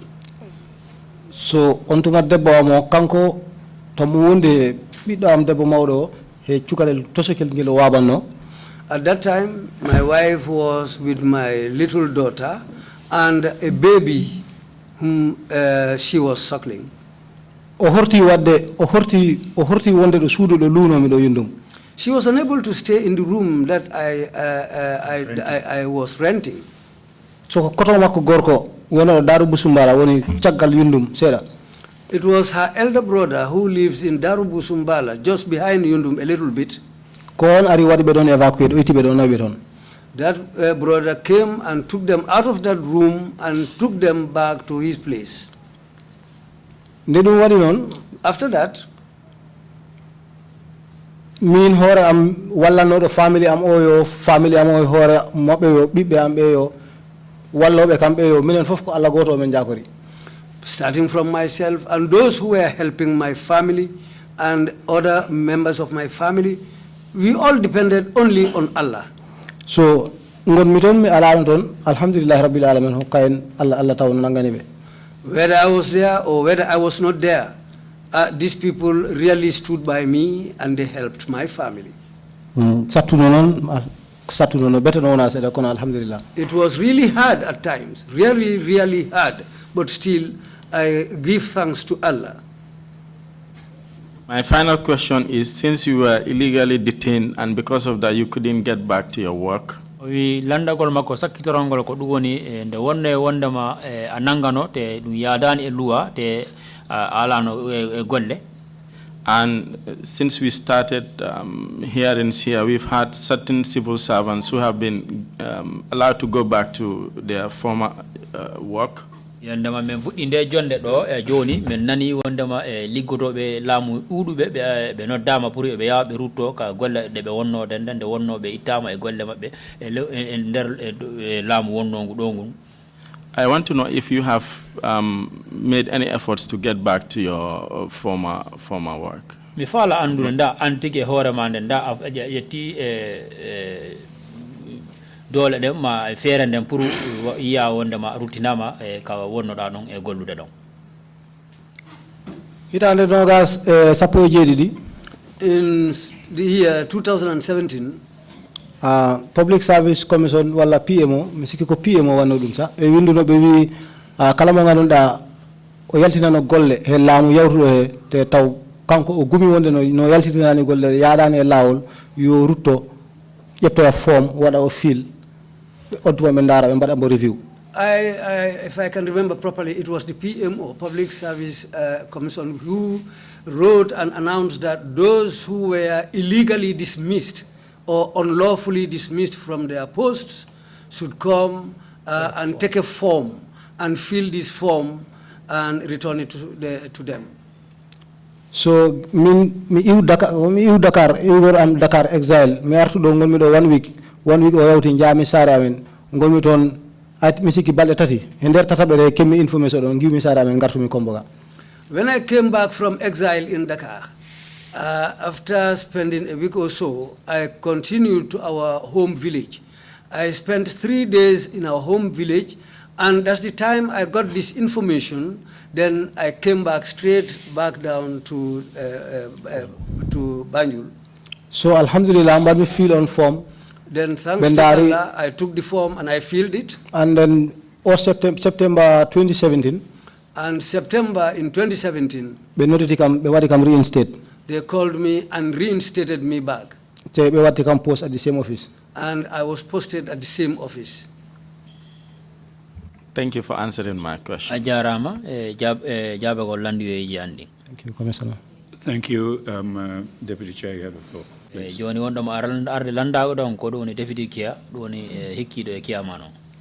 Thank you, Mr. Sowe. Mine is a simple question. Ya jarama mi landagol angal no webi ha. It's in relation to the treatment you had during your detention. Dum don no fati e bangal nyaawndugol gol hebuno dangol wattu mo andanda hida e jungo. You have said very clearly that you were denied treatment for your eyes. So it's very clear. Ali dum do labbini wondema wattu mo wonoda e jungo e dum wattu mo nanganoda e be salino be ndabano nabudo nyaawndugol. But you said when you went in with glasses, eyesight glasses, and they removed them from you. We haali do nder haalama gilandema be nanguma be nabuma a yaaduna e lona dum woni wandana webinante pour yi ugol mangol seeda.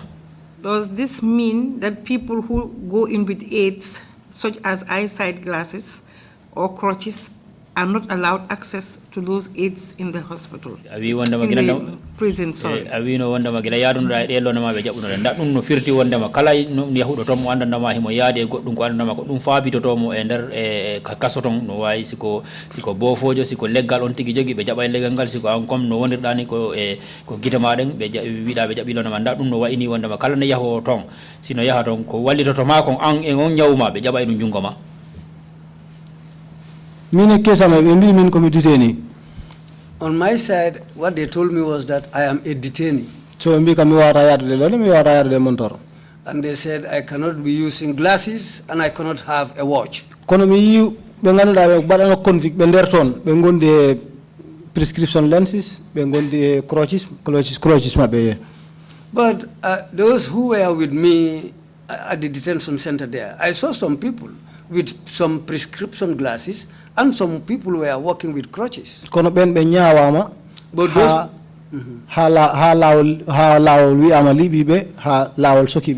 But those people were people who were tried and convicted. Thank you.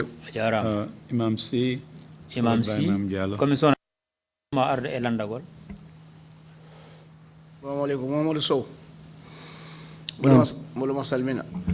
Greetings to you, Mr. Sowe. Yes, I am saying sorry to you for the suffering that you encountered. And up to this time, you can still continue and say thanks to Allah as far as you survived, you were able to make it to come out of that place. And that's also thanks to Allah. I have two things to ask.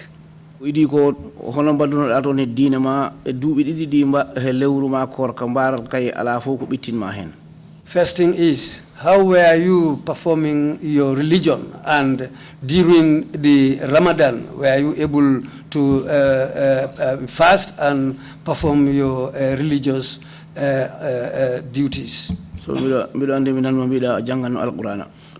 Because I heard that at the time you were reading the Quran. Second thing is, Njoguba, when Yaya Jammeh asked him, what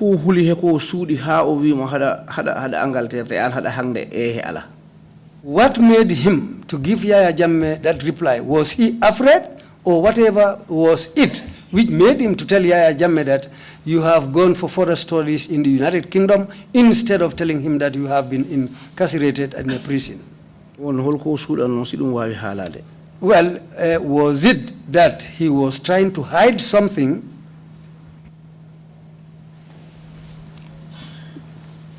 Baba Commissioner, jarama. Thank you very much, Father Commissioner.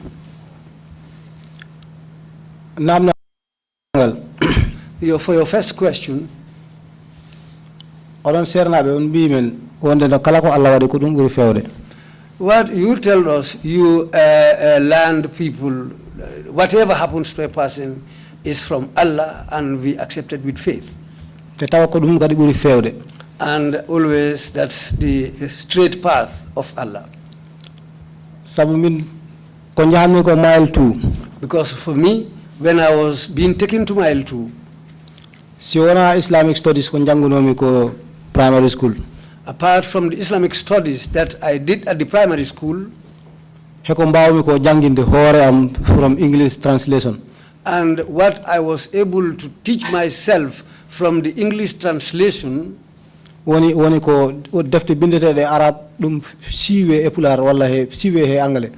And what they write in Arabic, the books that they write in Arabic and translated into English. Taw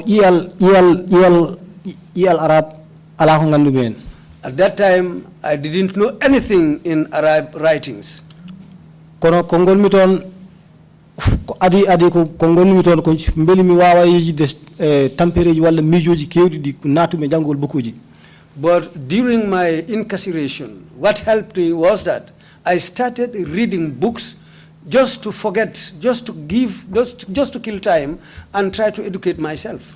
General Obi Mbai kanko mo jogino library outside mo hemno connection gadan abu bukuji so mi jangi don bukuji jaade bukuji chapande nayi e bukuji tati novels. General Obi Mbai had a library of his own outside and books were being brought to him in the prison. So I was able to read about 43 different books which were brought to him in prison. One day, Arinyalande Wasa Kamara. There was somebody called Wasa Kamara. Kamne ko captain ko tono sokano ko motawano case Colonel Ndur Cham. He was a captain in the army. He was also locked there because he was involved in Ndur Cham's case. O wi kam so dum ko jangata ko de defte fof de ko andi kam ko mansuwanki min ko pullo so o fala dum wadde jali wi kam ndoge gani membe 40 ñi novelo la neo ke kamilo la to mbi ke mori bati. As far as we were bantermates, he told me, younger brother, all these books that you are reading, if you have been reading the Quran, by now you would have been a very big marabu.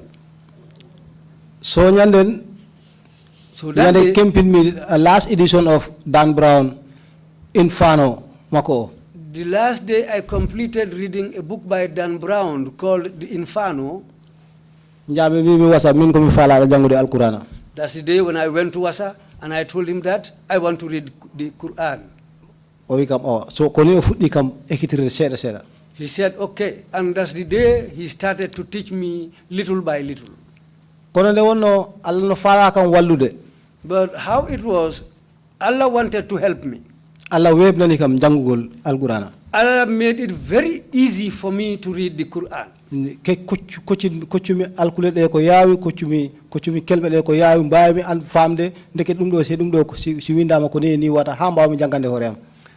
is how I started to learn the Quran. God made things very easy for me, from the pronunciation to the phonetic symbols and everything that goes along with reading.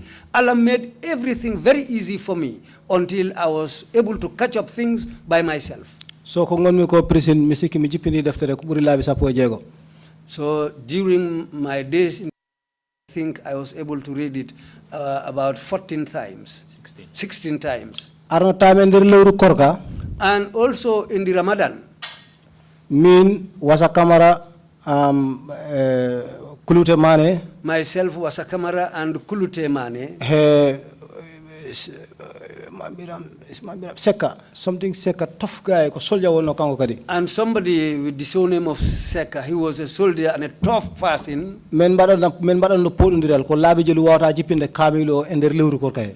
We used to argue, how many times can you read and complete the Quran How many times can you do it in the month of Ramadan? Men bada no compete. We were competing. So alhamdulillah.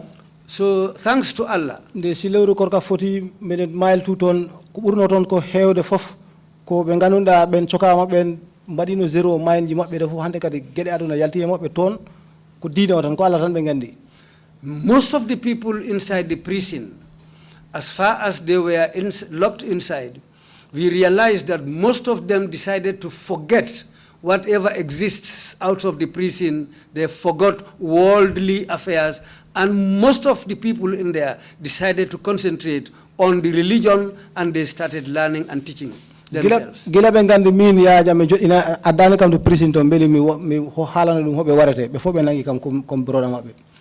After they all realized that my reason for coming to prison was not because Yaya Jammeh sent me there as a spy.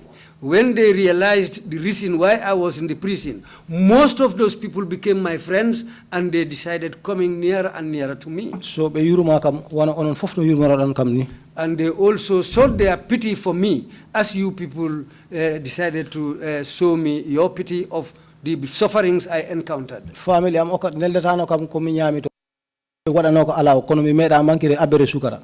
My family were not allowed to send anything to me, food, whether it was food or anything. But I never lacked anything, even sugar. I never lacked anything in the prison. And so wasa kamara kadi o wakili mo kanko kala ko nyinno mi ton wala no kambo Aliou Joben ha be fof mi wata no be fof kono be fof be walli kam kala ko soklu no mi nder prison ton si wona yaltugol kala ko mi falano nder ton be wala no kam. Wasa Kamara was somebody who really stood by me. Whatever I needed in the prison, Wasa will provide for it, and people like Aliou Job and some others. I cannot name all of them, but these people are wonderful people who really helped me. So lewru korkane alhamdulillah kala rew tawno lebbi di tawdi min ton di kay men koridi haadi gasi ha men ha Allah andi dal alhamdulillah. As for the Ramadan, thanks to Allah, we were able to fast all the days of the Ramadan, and we did everything accordingly. So thanks to Allah, we were able to do that in the jail.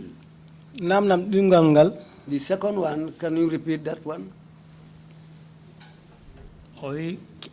Commissioner si oil landa dimmangal rewro mangal mbimi holko njoguba sudanno ha o wawi wi hada UK an hadat mile 2.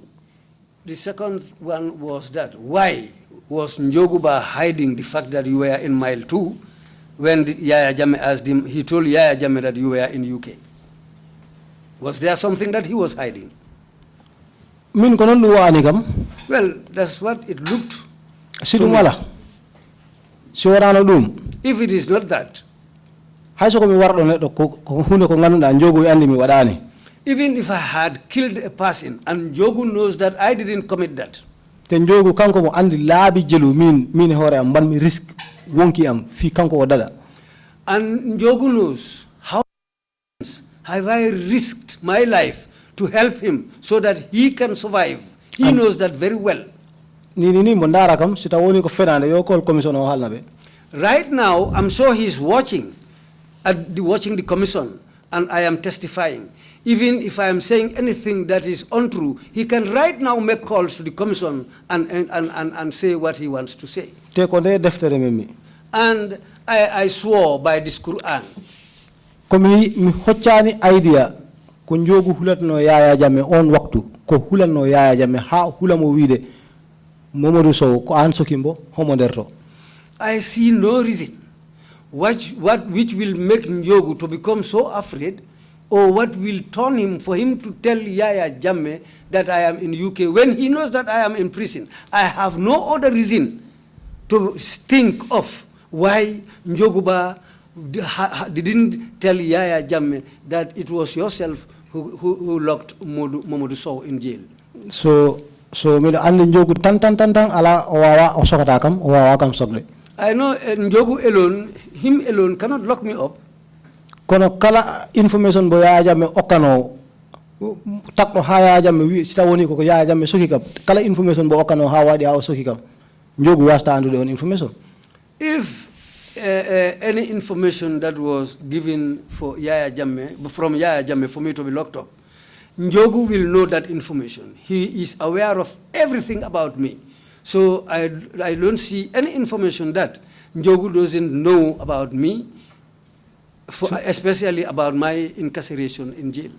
So dum don fof min kay ko halani kam ko dum jeftumi tem ko dum nangi mi bay Allah wanno holare hakkunde amen mido kala ko halano kam do gumi dum ha joni mido gumi wonde ma sayi o wi yaaja me wonde ma min ko yuke ngonmi taw mo andi mi no mailtu ko kul si tay woni yaaja me ko lobre woni walla homo pari wadde ko boni homo dabbo mbo wadi ko on hombo o wadi nden bonde o wi mbo hoto o yabboy woni bele si o andi si Njogu wi mbo mailtu den ara wada kam den bonde maybe taw Njogu ko dum hulno ha o wi mbo awe.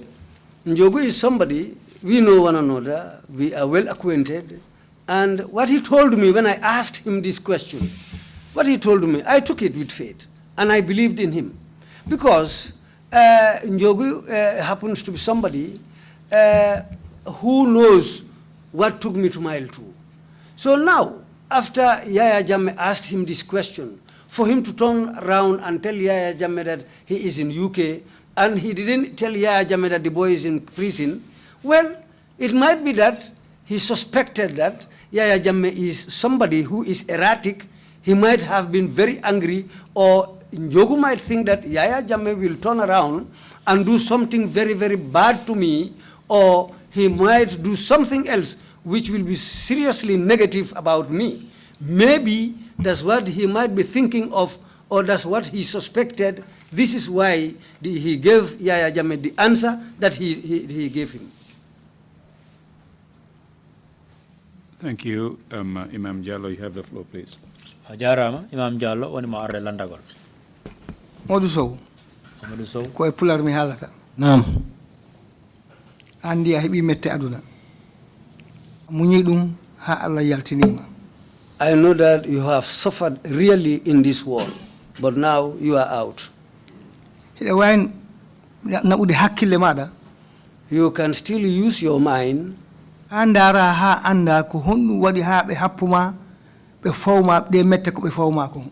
can still sit down and think and rationalize why something like was placed on you, why they did this to you. If it is people, wicked people who decided to set you up, or is it because of hypocrites who decided to do this to you? Or it is Allah who gave you a good mind to be doing a good job? The reason for me to ask you this question is for you to help the youth of the Gambia. Give them a mind. Just like the mind that God gave you. Whatever happened to you, you decided to take it with faith until you came out. May Allah protect and bring peace to you.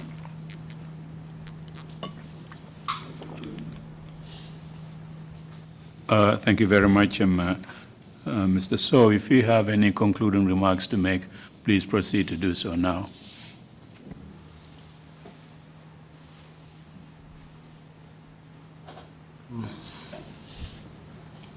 Mr. Chairman, the Honorable Commissioners, the Council, my councils there, from the lead council to the deputy and all the other councils, all other protocols observed, my press, my friends here. I don't have much to say, to be honest.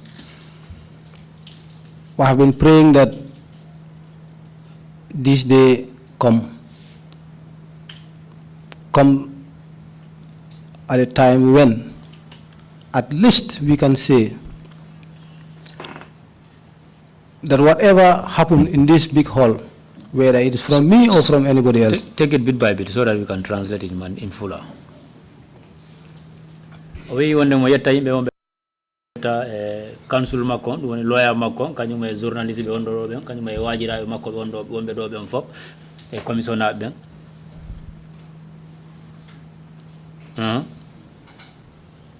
I have been praying for this day to come.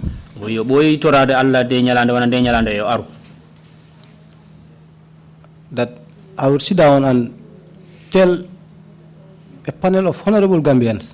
nde wondema o meeɗa jooɗade o haala e sengo makko ko andanama ko no heɓi mo jooɗo e yewtana e yimɓe ɓe andana ko yimɓe suɓaɓe yimɓe tedduɓe e leydi nder ndi leydi ɗo who are not only ready to listen, ɓe andanama wondema ɓe wonani yimɓe taw wondema heɓe paari pour jooɗagol jentinomo, but also ready to make closures. te ha joni hara ɓen kadi ɓe paari pour ɓe waɗa fewjore e yewtere makko nden, ready to make me, to encourage me to move on. te hiɓe paari pour ɓe jonnamo hamɓe on kadi pour yo jokku ko woni kon continue ko woni kon e mum ko moƴƴi kon. I have given this type of testimony to some media houses outside the Gambia. O wi nde yewtere nde woni waɗa ɗum façon mayre o meeɗide o jonniride e dulaji hewɗi ɗum woni yaasi leydi ndin ɗo ko ɗum woni e dame kibaruji hewɗi. But it has never touched me so much as it has today. O wi kono haalaji ɗi o haali ɗin yaasi fof ɗum meeɗamo memirde wona hande on e haala makko ko woni kon haala ɗo kono ɗum memirimo noon. Because then my audience were people who didn't know what happened in the Gambia. Te on wattu on jamanu ɓen wonnoɓe mo e jantinade ɓen ko yimɓe ɓe andandama ɓe andano ko honɗum wonno dogude e nder ni leydi. I voluntarily came here. O wi o arde o rutti e ndi leydi ɗo hay goto nangani mo jungo ko beleɗe makko artirimo.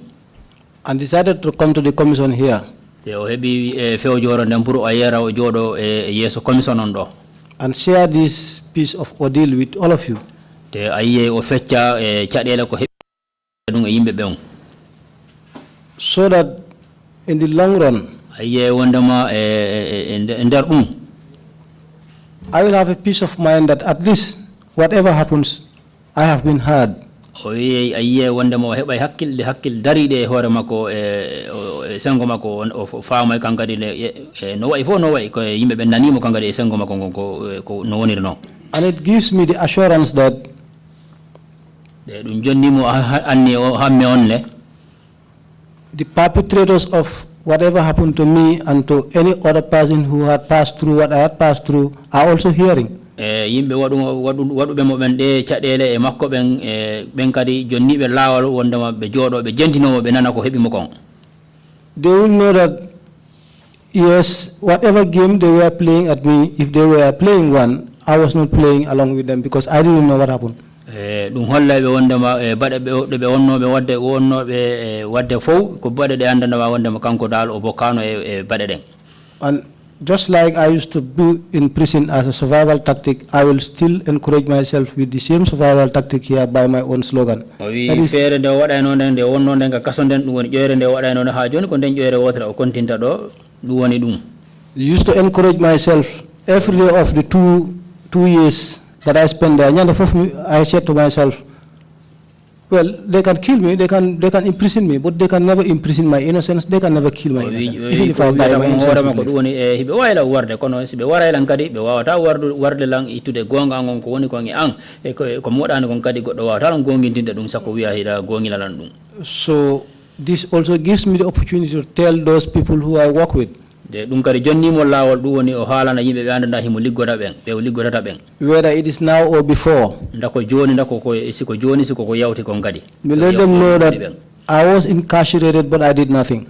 Foti famude wondema o nangama o sokama kono o waɗani hay fus. I did nothing absolutely. O waɗani hay fus ngal Allah. So if any one of them were looking at me as though I had been doing things that were not consistent with the job that I do, with the trust that and confidence that was bestowed on me. Gollidata ɓen so yi woni mondoma hiɓe ndaridamo yitere wondana yitere bonde wondema kanko ko woodi ko waɗi ko andana ko boni e dow ligge makko ɗen. I take this opportunity to say that since I am still on the oath, I am definitely innocent. I did nothing. O wi ha joni nde wonno kanko ɗo yo haalde ɗo ko waati e alquran on ha joni mo laɓɓinde wondema e kanko dal o waɗani hay fus. The second part, which I want to make very, very brief, is to thank before all of you honorable selves here. To acknowledge and recognize the effort of some of you. For not only me, but for other people who had no voice at the time.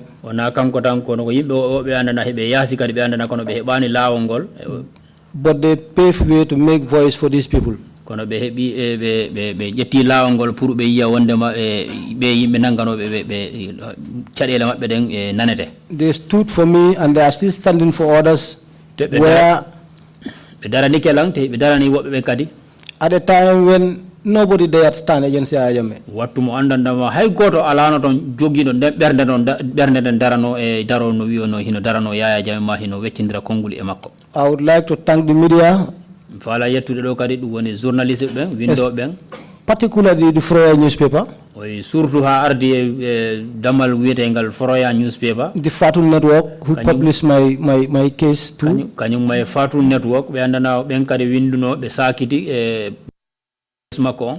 To my honorable attorney, Madam Sagar Jahate. Ɗum woni ɓe kañum may lawyer daraniɗo mo on ɗum woni Madam Sagar Jahate.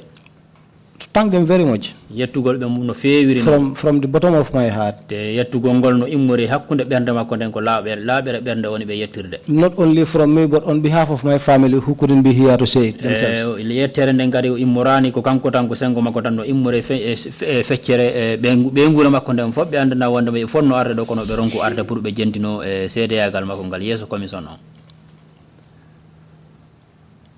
I will want this commission to help me with one single thing. Wi kono ha joni himo faala commission on walla mo gueɗel gotel. Because after whatever happened here today, wi sa dartindigal kala ko waɗi ɗo hande, when I go back to work, si o ruttike ka place ka o gollata toon, there are so many things that remind me of the past. No wuudi gueɗe ɗuɗuɗe ko andanama wonde andintinema ko yawtuno kon ɓaawo. I have so far ignored a lot of them. O wi kanko nan o itti hakkille makko ko ɗuuɗi e mum o yejjinkini e mum ko ɗuuɗi e mum ko waɗno toon. If there is any possibility, o wi so tawi hino wawi heɓade, I want to change my work venue. O wi o faala torade pour o wawa sansude e kaw liggotata toon o wawa sansude o immoro e gonɗon sengo. Throughout my career as a civil servant, o wi e ndel aduna makko on fof liggatagol e ley laamu, I have served only one office. Ko nder office goto tan o liggi e nder gurdal makko ko gila fuɗɗi ligge laamu. That's the office of the president. Ɗum woni office jooma leydi ndin ka office makko. I served the former government for 9 years. O wi laamu wonnongu ɗo ngun o liggodima ɓe duuɓi 9 and ended up in detention. O sakkitori e jungo. And left government for close to 4 other years. O acci laamu o liggodagol laamu ko yahata e nder duuɓi 4. So now that we have a new dispensation, I am back at the same office of the president. But I think I have outlived my significance there. So before it is shown to me that I have outlived my visa,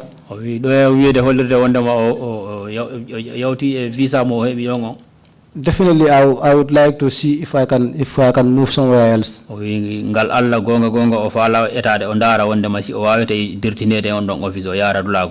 will give me the peace of mind and give me that idea, the connotation of yes, now I'm out of it completely. At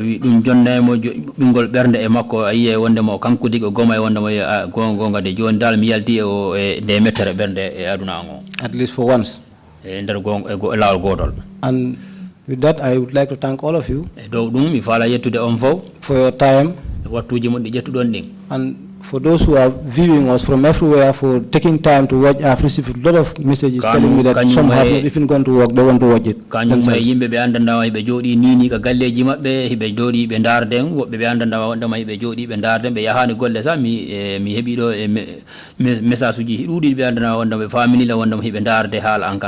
I want to thank all of them and to tell them that the reason why I am here today was because I have the hope that coming here will give an idea to the people who are here, whose recommendations will matter tomorrow. We chadel ko dalila ko sabab ko awadi mi ari do kon ko duwoni argol haalugol do mi haala ko chadele ko fawi e ankon ayiye wondema be hol be jehi golle de yehi haade pari be jonna yamirore de andana ma wondema inde wona yamirore de andana de nafo ye jango.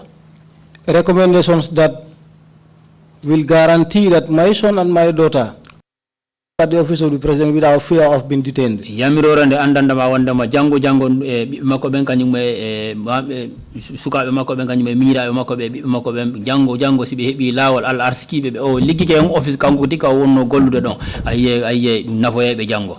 At least to create measures where the system can no longer use their powers to abuse people's rights. Dum jonnoyabe ebbore de andama wondema liggede be woni e munden siko bibbe makko ben siko kala siko tanirabe dum jonnoyabe ebbore de andama wondema dum jonnotabe bittere bernde ko andama tampinabe nder on office. And also to speak on behalf of those at the prisons that are left there. It's 5 years now. But I promise them that whenever I go out, I'll be a mouthpiece to the world. So I would like this commission to look at that prison carefully and definitely do whatever it is in your powers to ensure that the system puts in place a prison that is standard and commensurate to human life. Ha joni himotoro on commission ƴettu dole mum den fof yadama hide jogi den pour dartindo on ngon hoggo don du woni pikkaso on don be ndara ko honno be wata sansirde ton pour yimbe wonbe ton ben kadi kambe kadi be heba gurnal ngal andanda wondema ngal wana be seeda. Now with the hope that this type of commission will never happen in the Gambia again, where we'll be talking about trauma. Aye wondema sifa hebugol wana dum do commission dum do darnugol dum do wigol yimbe ya aru be haala cadele de andana mettu bernde ko andana ko dum fawi e hoore mabbe e nder ni leydi do Gambia do. I pray that God gives the Gambia the peace that we've always been known for and we've been yearning for, and let it reign and stay here in this country. Mi toro Allah hulat don e okku en jammu andandama wondema aduna do fo wondu tundu do fo ko on jammu andira den ete enen kadi ko on jammu wonde ngabana de sundulla pour I thank you all. Thank you. On jarama. Jarama, Mr. Sowe, and thank you very much again, for coming to testify before us. Ajarama kiamanwi ajarama pour jabugol ma ara e jonna seede yagal mangal e yeso commission on do. Prisoners, some detainees focusing very much on a period of detention on reading the Gospels. Yimbe be andama hebe joga ka kasoto pour be accita hakkilleji mabbe pour jangugol e bukkuji de andama dum faaminaybe uddintita hakkilleji mabbe kadi ends up having some impact on these detainees. Kasakitorum dum adday cadele wobbe mabbe ka hakkilleji mabbe. The mildest of the impacts de nder de cadele is how they end up after leaving the detention, how they end up speaking in biblical and Quranic terms. Sibe du woni sibe accitama kala be joga ton ko no be yewtirta non din di alquranuji din kanyum ko be jangi ton ko den no be halirta dum no be yewtirta dum non. I was waiting for your longer intervention in English to see whether or not you would be using biblical and Quranic terms. Harimi boy habada ma mindara mi do acciti hakkille ma nda e nder haala magan a haalay do haalaji di andana wonde ko dum a jangi dum don ka kasoton dum woni e nder sango alqur'ana on nda a haalay nanen men dum do. I think you've done extremely well. Sikki wonde ma a wadi ko no fewi ko fewi. And speaking in normal terms with all of us, but not forgetting reference to the Quran. Haaldi men do fo do kono a yejjitani toji di anduda jangudo di janguda de kasoton dum ko e nder sango alquran on a yejjitani di.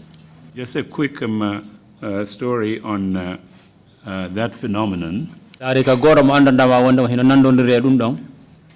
When Sani Abacha died in Nigeria, gilandama Sani Abacha feƴƴini leydi Nigeria, and Abubakar Abdul Salam became acting head of state. Abubakar Abdul Salami on jodi don halfina lamu ngu. The Secretary General of the UN went there to encourage the military to get back to the barracks and allow civilian rule to prevail in Nigeria. United Nations Secretary General mawdon yehi ton pour o wawa yewtude militaire be woni soldat be pour yo jabimbe o wawa be jabinde pour be rutto ka camp be jona leydi din civilian be ben. During his 4-day visit in Abuja,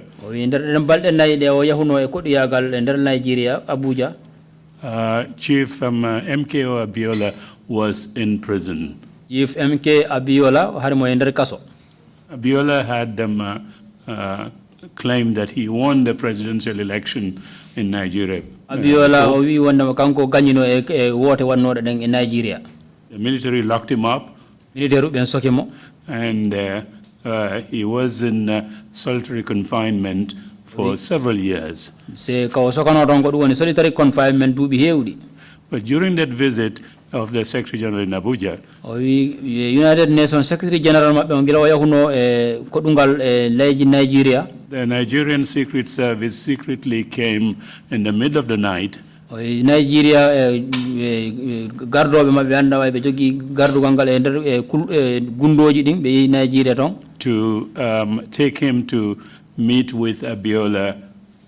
Yehi puru be nabi mo puru yo yidu e Abiola. So I went with him. Kanko tege hore mako. We were put in unmarked cars. Be wonno be moto di anda na wanda motoji din anda di ala ko anditirte and taken to Aso Rock, that's the presidential compound. President galle president on. Abiola was taken from his prison cell Abiola be jetto mo ka kasoton ka o joga ton and put in a guest house in the presidential compound. Wadi mo galle godo yana ko galle pour hobbe ka galle hobbe yana ko galle ka president ton. When we arrived there, we got into the room and he was sitting in his big agbada.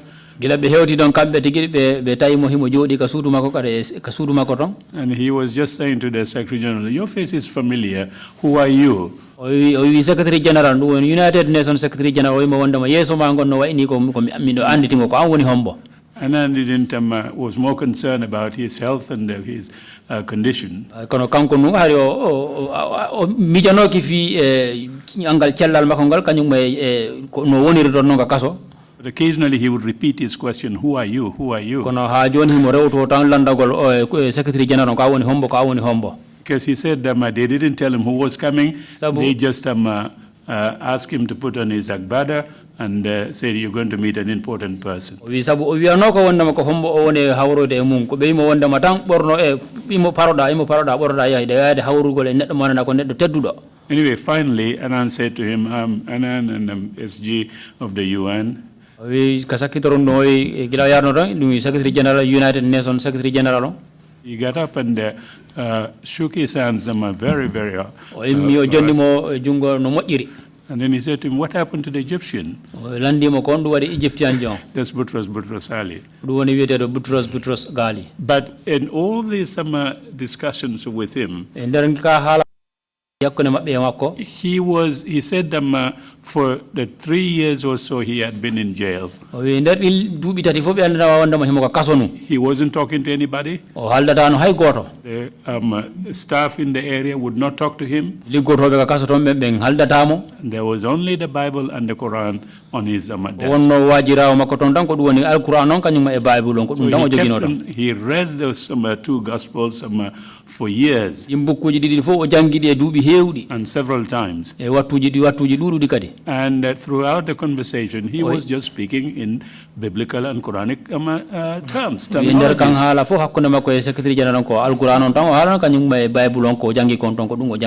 I was waiting to hear you speak in those terms.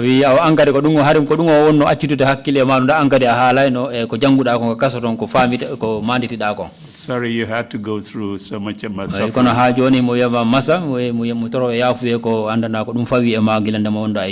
For no reason at all. Later on, I said to Abiola, when he was asking lots of questions about the Gambia,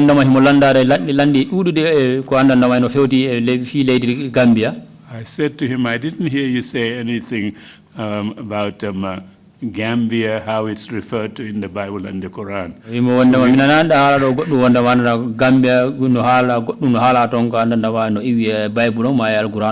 But he was quite gracious. Unfortunately, a week after we met him in Abuja, he died. But again, thank you so much, Mr. Sowe, for coming to Joni testify Mr. Sowe before mi the yettama commission. pour jaɓugol ma ara joɗoɗa yesso commission on ɗo jonna seedeyagal ma ngal. We wish you and your family all the best. Miɗen torono Allah e ngure ma nden pour yo Allah faabo on jam e moƴƴere. This brings us to the end of our proceedings today. We will meet tomorrow morning 10 o'clock. Fewndo ɗo ko ɗo uddeten haala kan ha janngo bimbi e hawren ɗo e janngo wattuji sappo si Allah jaɓi. Thank you very much, and the meeting is adjourned. On fo on jarama e meeting on o yowama taw ha janngo.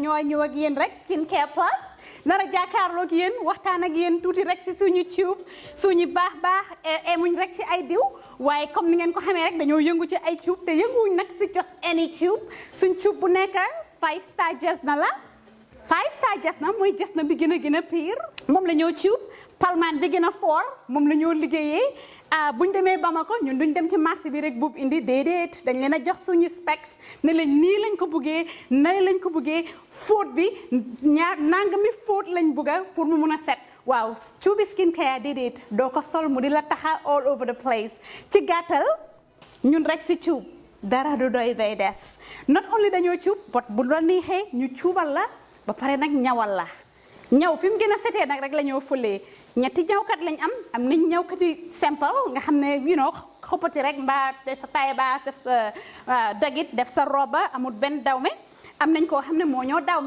dawme jigéen den am nañ tamit special ñawkat boo xam ne ñawi góor rek la ñoo defal nga bugg sa his and hers muy korité muy tabaski mbaa muy ngénte muy takka mbaa nga bugg rek def sa yëkka bu baax a baax daagul ba ñëw skincare plus ñu dimbali la tànnal la cuub fam gën a baaxee ndax sa yëkka gën a foor lii ngene lan xoolal bi takka la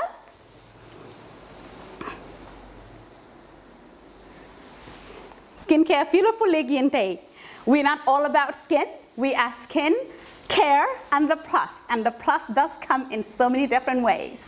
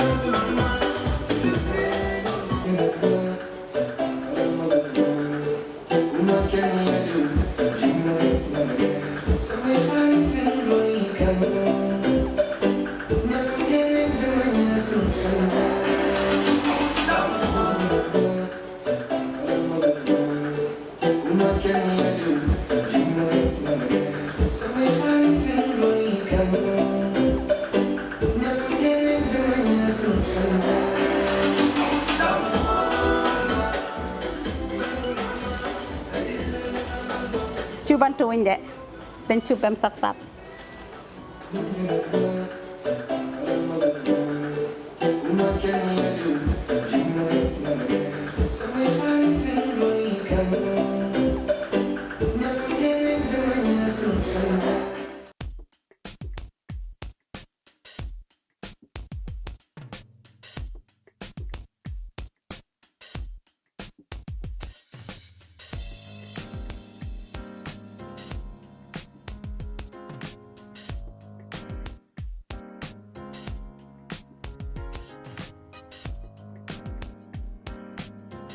Miss V Designer Outlet is the #1 quality and affordable stop shop for all your needs.